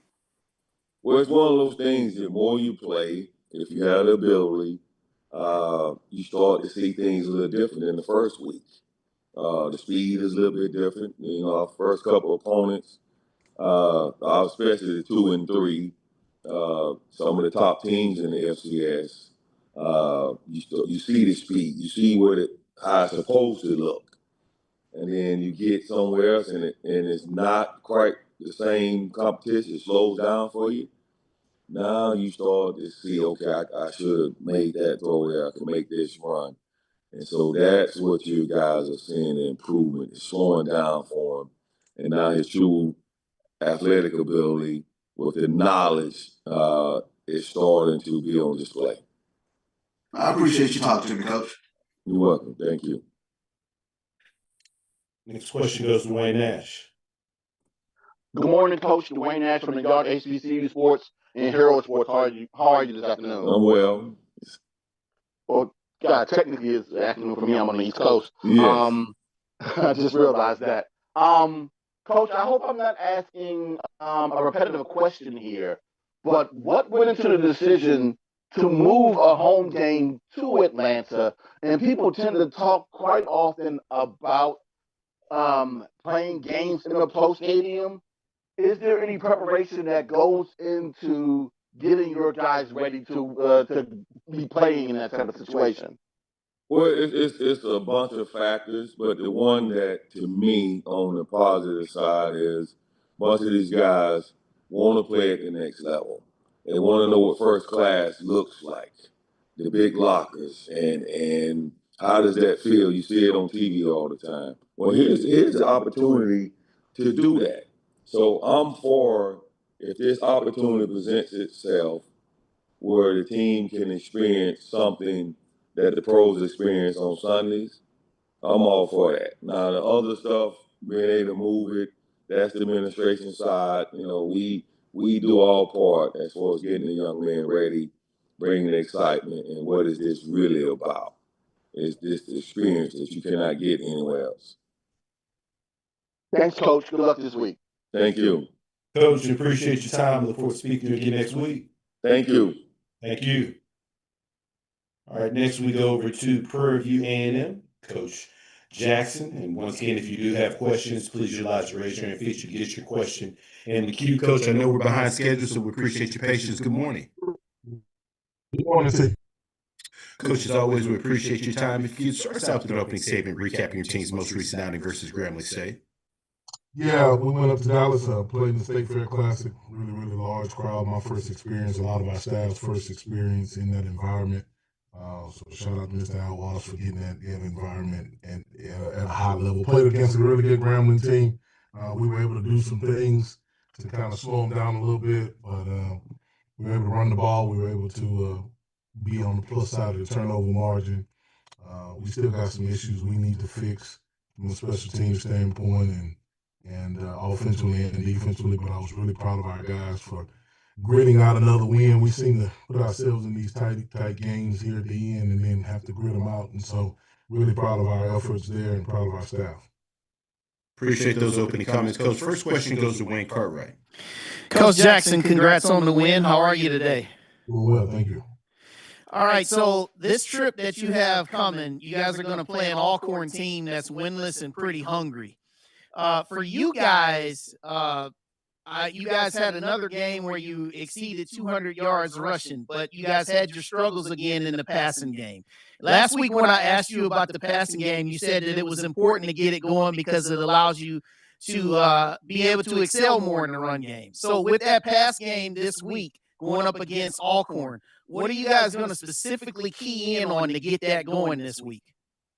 Yeah, I just think we got to keep being us. I mean, we're going to be a physical football team. We said that all along.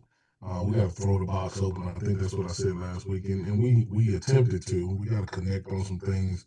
We dropped a wide open pass, man, for a touchdown, and so we got to be better. Our players got to be better there. We got to continue to put guys in the right situations. But I'm not down on our passing game. I thought we did what we needed to do in order to win the game, and ultimately that's what we're here to do. And so we'll keep looking at some things and keep game planning in the manner that we do so we can get our guys in the best position. Appreciate you, Coach. Good luck up there on the reservation. Thank you. Next question goes to Perry Daniels. Congratulations, Coach. Big win. Thank you. Coach, let's talk about the fourth quarter end zone interception, which would have possibly tied that game up for Grambling. After that interception, your team came out, drove the field, and closed the door by scoring a touchdown. That is championship caliber football, Coach. Talk about that. Yeah, we challenge our guys every day to be unique and to make big time plays and big time moments. Obviously, we had put ourselves in a situation where I thought we could have closed the game out earlier than that. And so we got to that situation and we were able to do that. And you see that with a new football team. There's a lot of lessons that we're learning while being able to be successful and win the game that you normally learn and you have to suffer a loss. And so we keep trying to teach those situations. These guys can play. When they make a decision that they want to end the game, they end the game. And so we just challenge them now to make that decision earlier. Thank you, Coach. Good luck this week. Thank you. Next question goes to Lionel Mosby. Hey, good morning, Coach Jackson. Good morning. I had a question. You mentioned it a little bit in your opening statement. It is clear to see that this team has improved week in and week out. That's something for sure that you can see. One area where you don't see that improvement specifically, I would say, is the special teams and specifically kickoff. both coverage and off of returns. I think right now averaging 17.5 yards per return. And also when you look at the starting yardage for yourself, 24-yard line, where opponents are starting at the 35-yard line, right? That's over a first down difference. What is it that you look at and say, hey, this is what we can do to improve in this kickoff coverage game? Or 5 games in, do you say, hey, this is what we are? Yeah, I think, we continue to do things differently schematically to try to put ourselves in the best place. But ultimately, we got who we got. And so we probably can't fix the issue until December or January right now. So we'll continue to put our guys in the best situations. We'll continue to re-personnel and get the best people on kickoff. Outside of the kickoff, our special teams have been fine. And so you look at that and you certainly want to get it fixed. Me being a defensive guy, I don't want to start on the 35-yard line. I want to start where everybody else starts. And so we want to make sure that we're putting ourselves in those good positions. And then when you talk about the offensive starting position on special teams, we had some bonehead mistakes bringing the ball out. Just can't bring the ball out in that situation. And so we had some new returners back there because of some injuries that we faced. And so we just got to continue to coach and get those guys caught up on how we do things. Thank you. This question goes to Doc Holliday. Coach Jackson, how you doing today? Congratulations on your State Fair win. Going into Alcorn, most people would consider this game a trap game. What do you tell your players as far as trying to keep themselves level-headed going into this game and not let themselves beat themselves? Yeah, I told them to watch the tape. They don't look like no trap game. They look like they can play. They haven't had the success on the scoreboard, but they're having a lot of successes in all 3 phases of the game, and they're just waiting to put it all together. Well, we got to make sure that they don't put it together on us because they are a talented football team. I think they're well coached. I think they got a dynamic running back, and we're going to have an answer for the problems that he brings. And then they got some wideouts that just hadn't been connected with, but they can run, and so. We got our work cut out of us. We're in no position in our program at where we are today to be thinking that we're even involved in trap games. I don't even know what that is. Prairie View A&M is not. We're not in that situation where we're so much to where we're concerned about trap games. We're trying to win day to day, play to play, make sure we get this program to where we say we want it to be. And so we don't even talk about trap games with our guys. That's not a building verbiage. That verbiage shouldn't even be in our institution because we're still building and striving to get where we want to be. And we got a really good football team. First time that we're leaving Texas to go play as a program with us being here, we got enough work cut out for us to not be worried about trap games. We just need to go execute. I appreciate you, Coach. This question goes to Marvin Nichols. Good morning, Coach Jackson. How are you this morning? Good morning. Yes, congratulations on your win over Grambling. And this was not only a big win over Grambling, but also the historic 100th State Fair Classic. And you achieved it in your first season leading Prairie View A&M. What does it mean to you personally and to this program to capture such a milestone victory so early in your tenure? Yeah, I think anytime you're a part of something that's 100 years old and the pageantry and all the things that go into the game, I'll be honest with you. I didn't understand going in all the things that go into this game. It's probably one of the most distractive games I've ever been a part of, with all the events and things that happen in game. But nevertheless, we were certainly glad to be a part of it.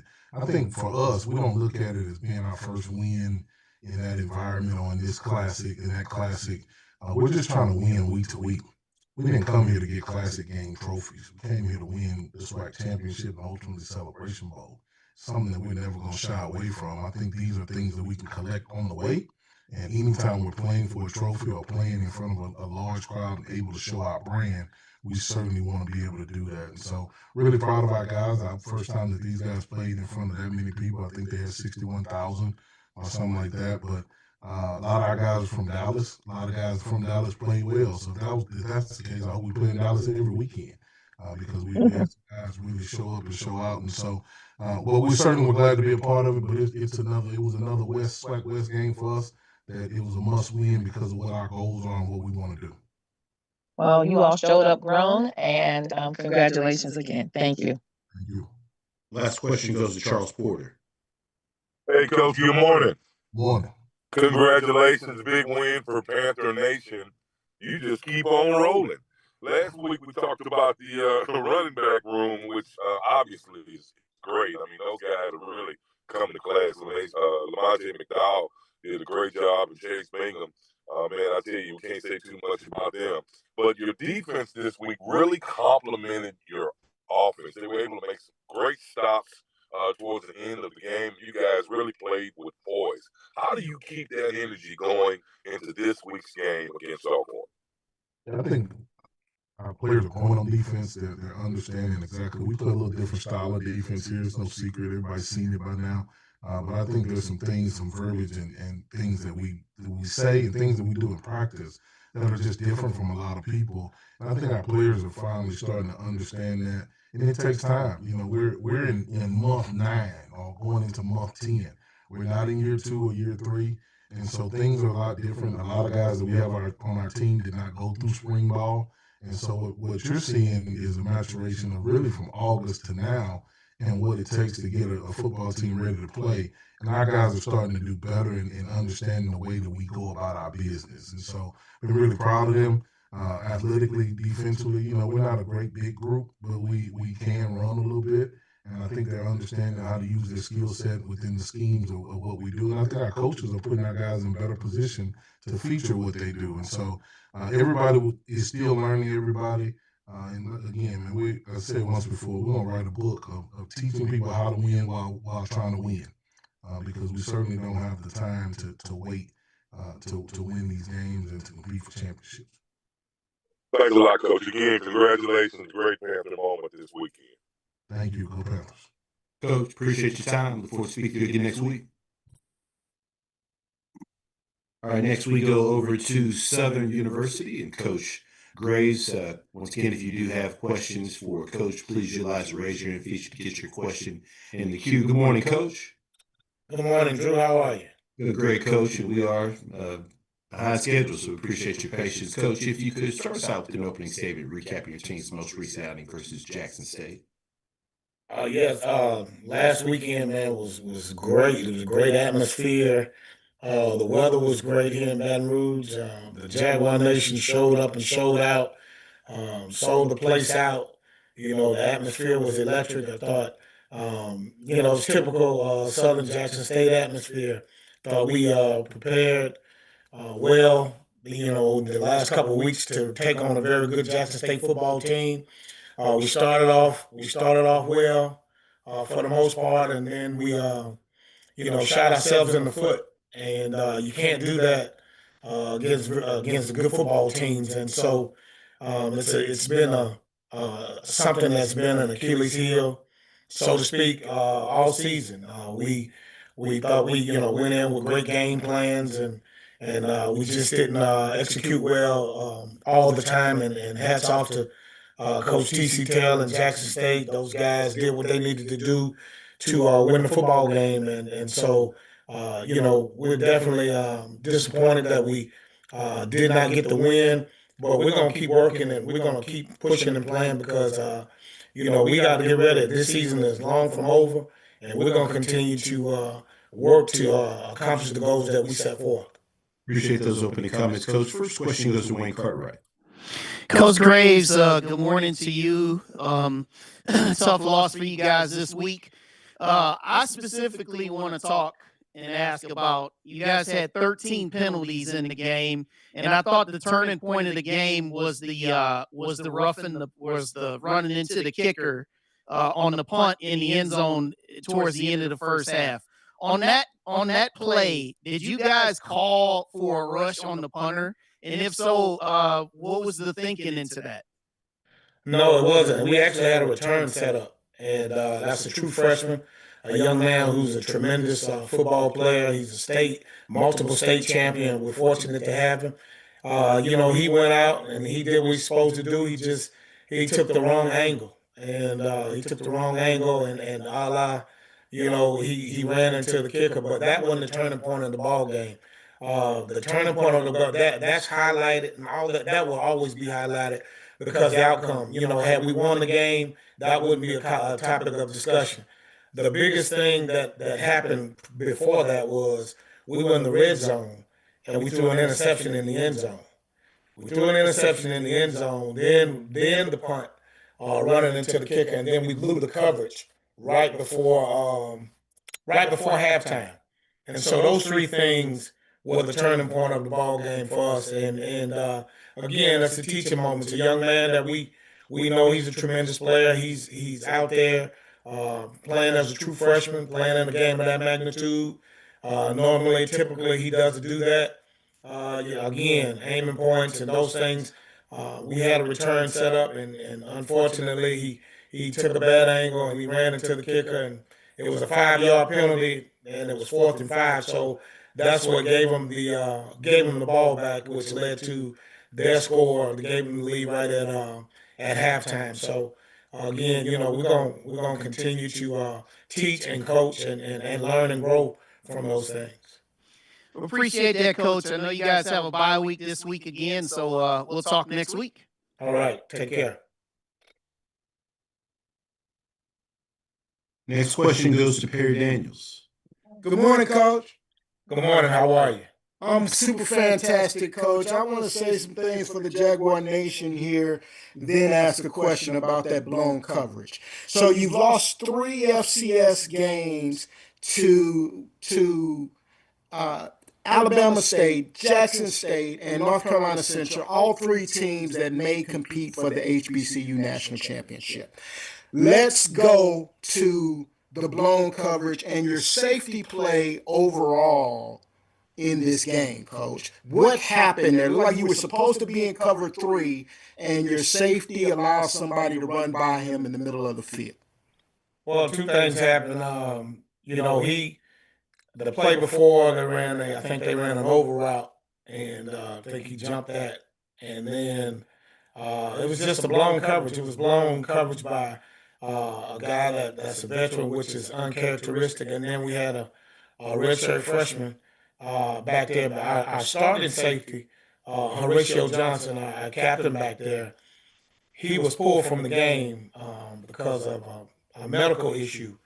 And that really hurt us because he was the guy that we were depending on heavily back there to make sure that we, make sure everybody's aligned, everybody's where they're supposed to be. And not having him in that moment really changed some things. And for the rest of the game, because we had to play with 2 redshirt freshmen on the back end because of some injuries. But that's what happened, and it's unfortunate, but we can't do anything about it. We got to go forward with that. Thank you, Coach. Good luck this week. Thank you. This question goes to Doc Holliday. Coach Graves, how you doing this morning? I'm doing well, and yourself? I'm doing good. Let's talk about the penalties, which was a lot on both teams, but you had 13 penalties for 111 yards. The penalties took away a lot away from the game, where you could have moved the ball forward against the Jackson State defense. What's the things you'll try to do to improve in your bye week before you go to your next game on the 11th? Well, we're going to continue to do what we've always done. We run for those penalties.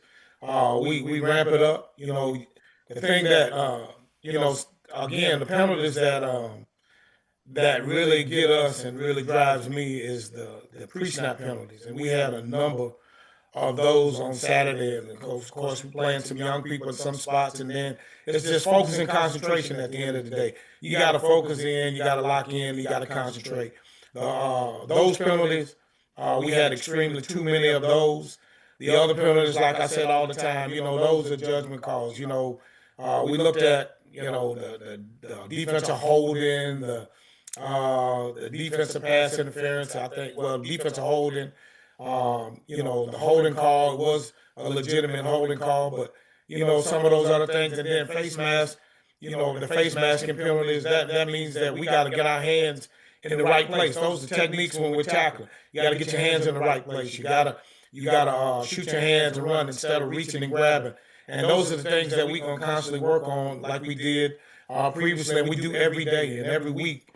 We got to make sure that those guys understand those things like that are killer, but we can't start behind the chains. We had false starts by tight ends, guys that's played, been here at least 2 years, and just to go out and to just for whatever reason just not being focused. Those are the things that really drive us, and we're gonna really continue to pay attention to detail. And aggressive penalty, like I said, they defensive pass interference or defensive holding. You're always telling the guys to make sure that you get in them and get in phase, make sure that you're not holding, make sure that you get your head around all those things. Those are judgment calls, and so I know TC says the same thing. You stress it, you discipline them, you run them, and you teach it. But you want these guys to play hard and fast. So sometimes that's gonna happen. But again, we got to eliminate the pre-stop stuff. Thank you for your time, Coach. Great answer. All right.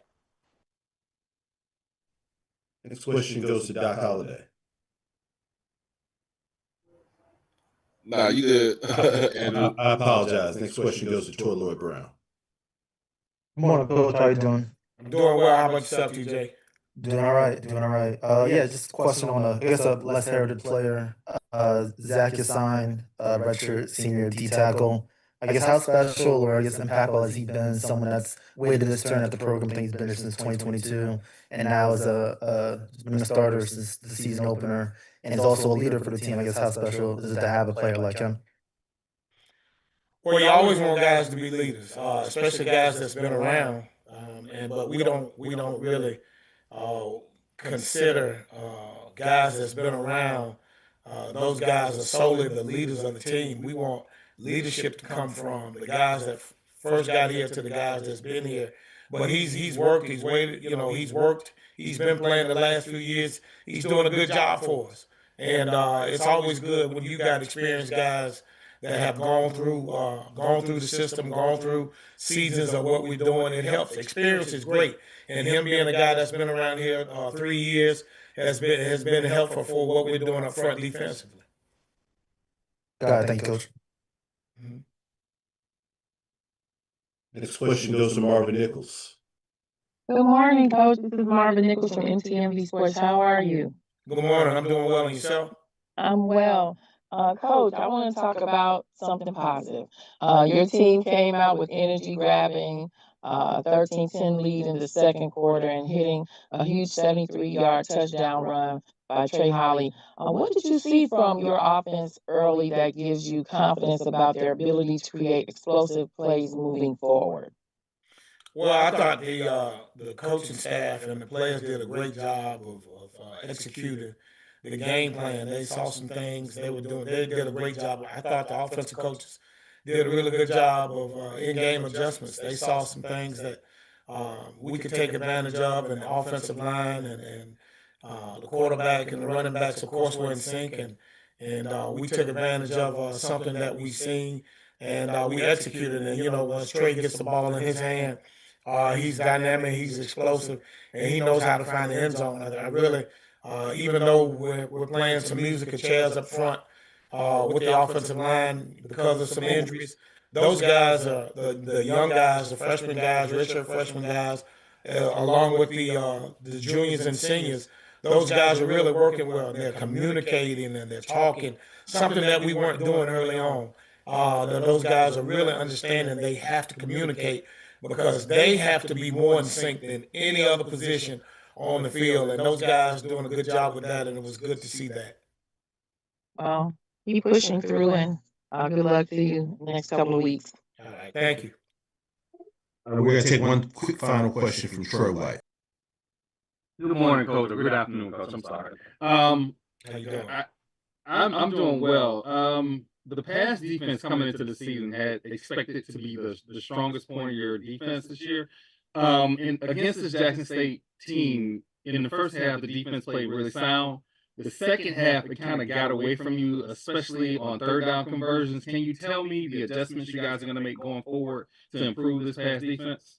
Well, hopefully we'll get some guys back. Unfortunately, some of the guys we had early on in preseason and the first couple games, those guys are, they're out for the season. But nobody's gonna feel sorry for us because everybody has injuries. And so what we're gonna have to do is, because we have to play some younger guys and we have to play some guys that may not have had a lot of experience. What we have to do as coaches is we have to come up with things creative and schematically enough that those guys can execute and execute well. Sometimes regardless of you have a scheme of what you want to do and how you want to do it, but then there's those things called adjustments that you just like in life, and those guys we have to adjust. We can't go out there with the mindset of we're gonna do the same things that we do when we're healthy. We gotta, we got some bumps and bruises, so we gotta play some guys, and until they get the experience and get caught up to the speed, we're gonna have to do some things that help them and help them to be successful. But I'm confident that we will do it. I'm confident in what we can do with those guys. I believe in this team. I believe in this coaching staff, and having this open date before we play a really good Bethune-Cookman football team, I think we'll be ready to go, and we'll do some things that will be able to help us. Because as you said, game of that magnitude with those young guys, I'm wondering. I was wondering, like, man, what are you looking at? But then you got to remember, he's a redshirt freshman. He's a true freshman. A game of that magnitude, you hope that they'll be able to, handle that. But as in life, those are growing pains. We're going to deal with them. We're going to learn from them. We're going to correct them, and we're going to keep going forward. All right. Thank you, Coach. You have a good one. Thank you. Coach, appreciate your time. Look forward to speaking to you again next week. All right. Thank you. Go Jags. Thank you. All right, we're behind schedule, so next we'll have Coach Dishman, and then we will wrap up with Coach T.C. Taylor. Once again, if you do have questions, please utilize the raise your hand feature to get your question in the queue.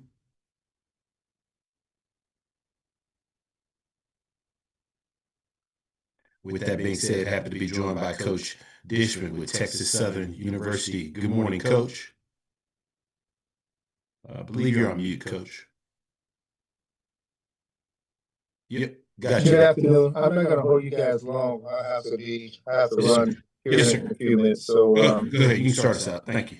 It was two teams fighting for the first victory, and we played the last couple of minutes for us to get that victory. They're a well-coached team. I think Buckley's done a hell of a job over there. It's got to get this team rolling. All right, we'll get this started quickly. First question goes to Wayne Cartwright. Coach, all right, so we'll go right here to the final sequence. 2 minutes ago, you guys get a fake punt, and then you get the shot play down to Leary.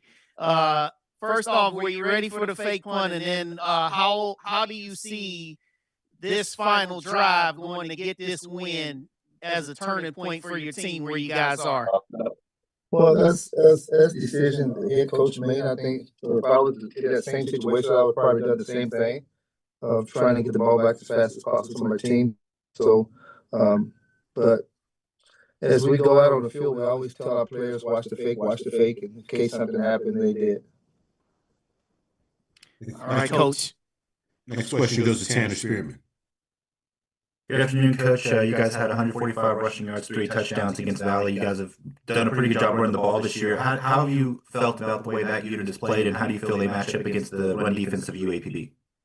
Well, the strength is our running attack. We run the ball to pass, and so the strength is our running backs. They're very good, very good guys. They're on and off the field. They're one of our leaders, a couple of our leaders on the team. Next question goes to Timona Stapleton.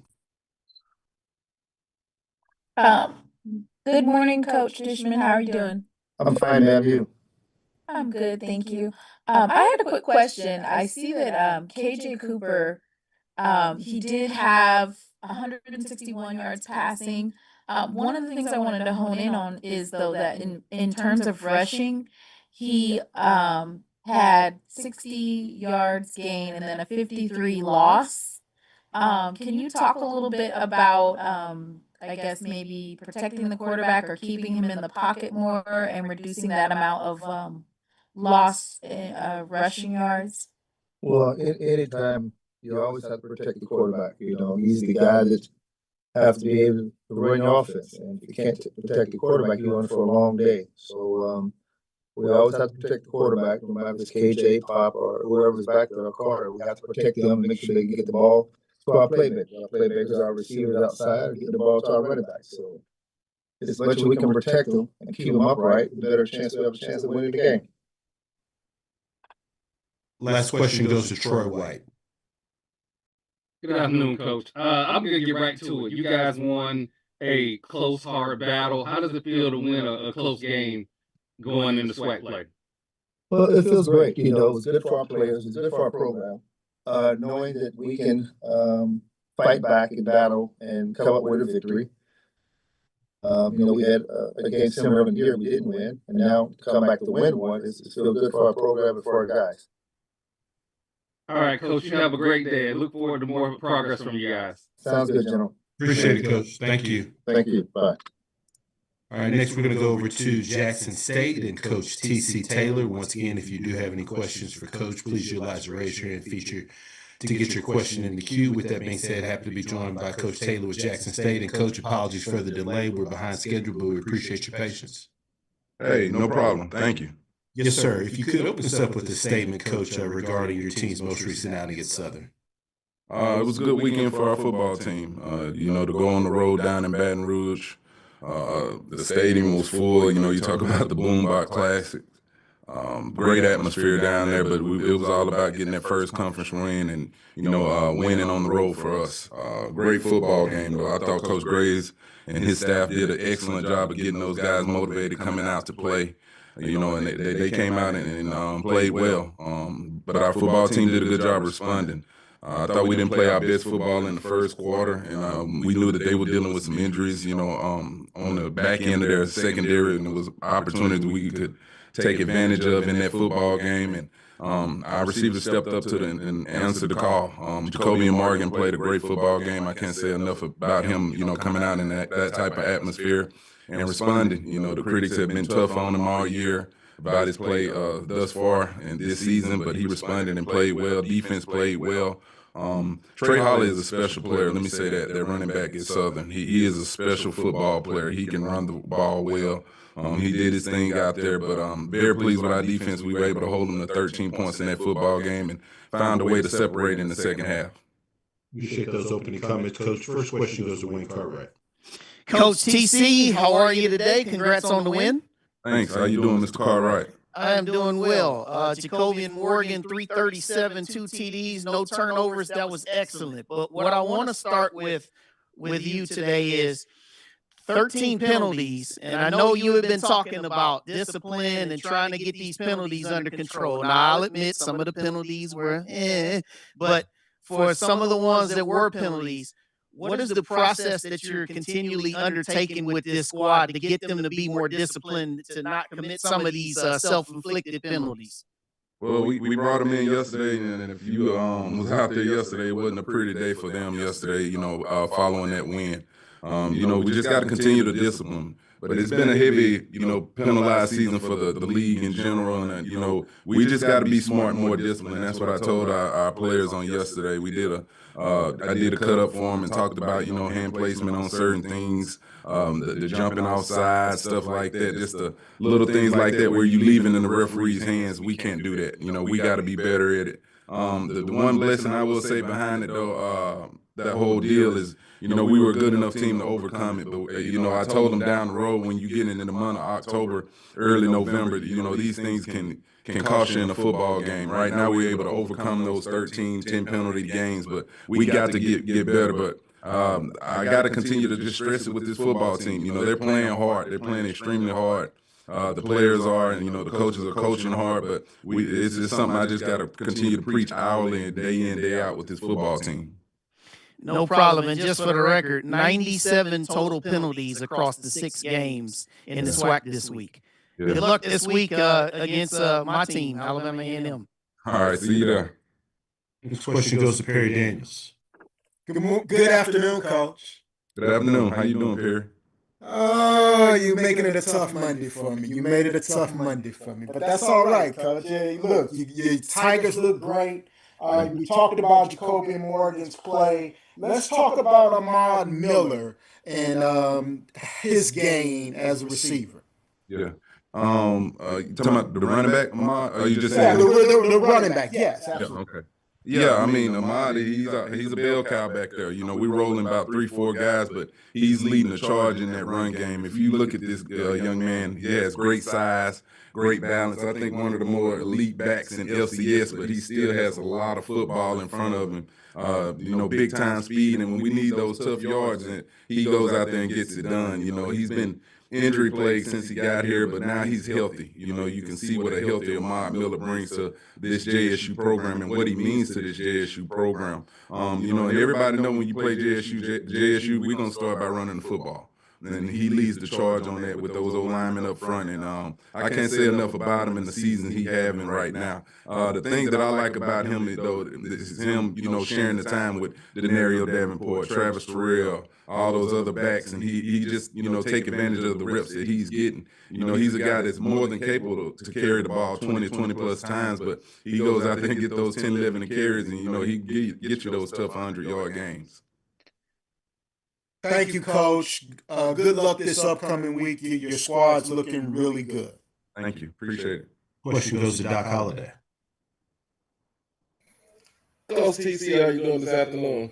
What's up, Doc? How you? I'm good. I'm doing good. I'm doing good. Coming into the game, going into this weekend's game against Alabama A&M, the defense has held opponents scoreless in the second half, other than the USM game. We have our problems as far as when it comes to A&M in the second half of games in this challenge. What are some things you want to try to improve for the defense going into this game where we won't see those mishaps, where it'd be a 45-38 turnaround game like that? That's an awesome question. We talked about this with the staff yesterday, you know, and this particular game. You know, like you said, we were able to separate, but they clawed their way back in those previous 2 games. So I told the staff, you know, let's kill a net with a sledgehammer this year if we have that opportunity. We know they're a well-coached football team. Coach Shade is a great football coach. He's done some great things over at Miles, and he's bringing that over to Alabama A&M. But we got to continue to make adjustments throughout the football game, Doc. That's what I'm basically saying. We can't get up 21 points if we're fortunate enough and just relax as a program. You know, we got to continue to try to separate. I thought they did a pretty good job of that on this past weekend. You know, once we started separating, finding ways to keep them out of the end zone. You saw Cam Silas came up with a great interception in that game. It really turned the entire game around, and that's what we're looking for this weekend. You know, let's just not go to sleep in the football game once we get a lead. Appreciate you, Coach. Appreciate you. Question goes to Mona Stapleton. Good afternoon, Coach TC Taylor. How you doing? I'm good. How are you? I'm great. Last time we spoke, I asked you about how the team is going to click on all cylinders. And I feel like outside of the penalties and some of the special team issues that Jackson State was able to play a complete game, I wanted to ask you specifically about your kicker, Gerardo Baeza, because he isn't usually one to miss field goals. Is he okay physically after that running into the kicker and also those high snaps from the center? Yes, definitely. He is fine. That's another good question there. It's just a deal where he has to respond in these big time games, and it's no different. Like I challenged Jacoby and Morgan, I challenge him the same way. You're a preseason all conference guy, so you have to go out there and live up to that expectation. And he understands those pressures and what he means to this football team. Same with our lone snapper, Hunter. He knows if he's not snapping the ball back there correctly, we don't get the ball placed right, the right spot. Gerardo, G-Baby can't make those kicks. But I challenge G-Baby, and he understands that and what he means to this team. We expect better of him, and I know he'll going forward we'll get better play out of him. Thank you, Coach TC, and good luck this week. Thank you. Appreciate it. Time for two more questions. First one goes to Marvin Nichols. Good morning, Coach. This is Marvin Nichols from MTMV Sports. How are you? I'm good. Good morning. How you doing? I'm doing well. Look, you had a big play passing attack. You had three different receivers that topped 90 receiving yards, highlighted by an 82-yard touchdown from Nate Rimbert and a 51-yard score from Janaylin Dupree. What does it say about your quarterback receiver chemistry, and what does that say about your quarterback receiver chemistry and the depth of your passing game to produce that many explosive plays? It's real simple for me. Like I told Jacoby when I talked to him yesterday, it's about time. you know, it's about time. The way we run the ball, that's so important to our offense. Let me say that. When you have these, that's why we recruited all these weapons on the perimeter. Because we want to run the ball. So you got to make a decision as a defensive coordinator, as a defensive staff. Are you going to bring those safeties down in the box? Are you going to keep two high safeties on top? But we've been waiting all year on this. I think Jared Lockhart came out and showed if you last weekend against the Tuskegee program, that freshman quarterback we have here, he threw the ball around well, and these receivers been ready for it. They just been waiting on the opportunity, and we challenged Jacoby, and coming off that injury in the Tuskegee game, you got to come out and play well this week. We need you to play well this week. Not only this week, this year. You got the weapons around you. You just have to distribute the football and make the right decisions. But if we're continuing to throw the ball the way we're throwing it and running the way we're able to run the football, we're going to be an explosive offense going forward. Absolutely. Well, you all are currently the king of the SWAC, and you certainly are playing like it. So good luck to you next week. Thank you. I really appreciate that. Next question goes to Troy White. Good morning, Coach. How you feeling today? I'm good. Troy, how are you?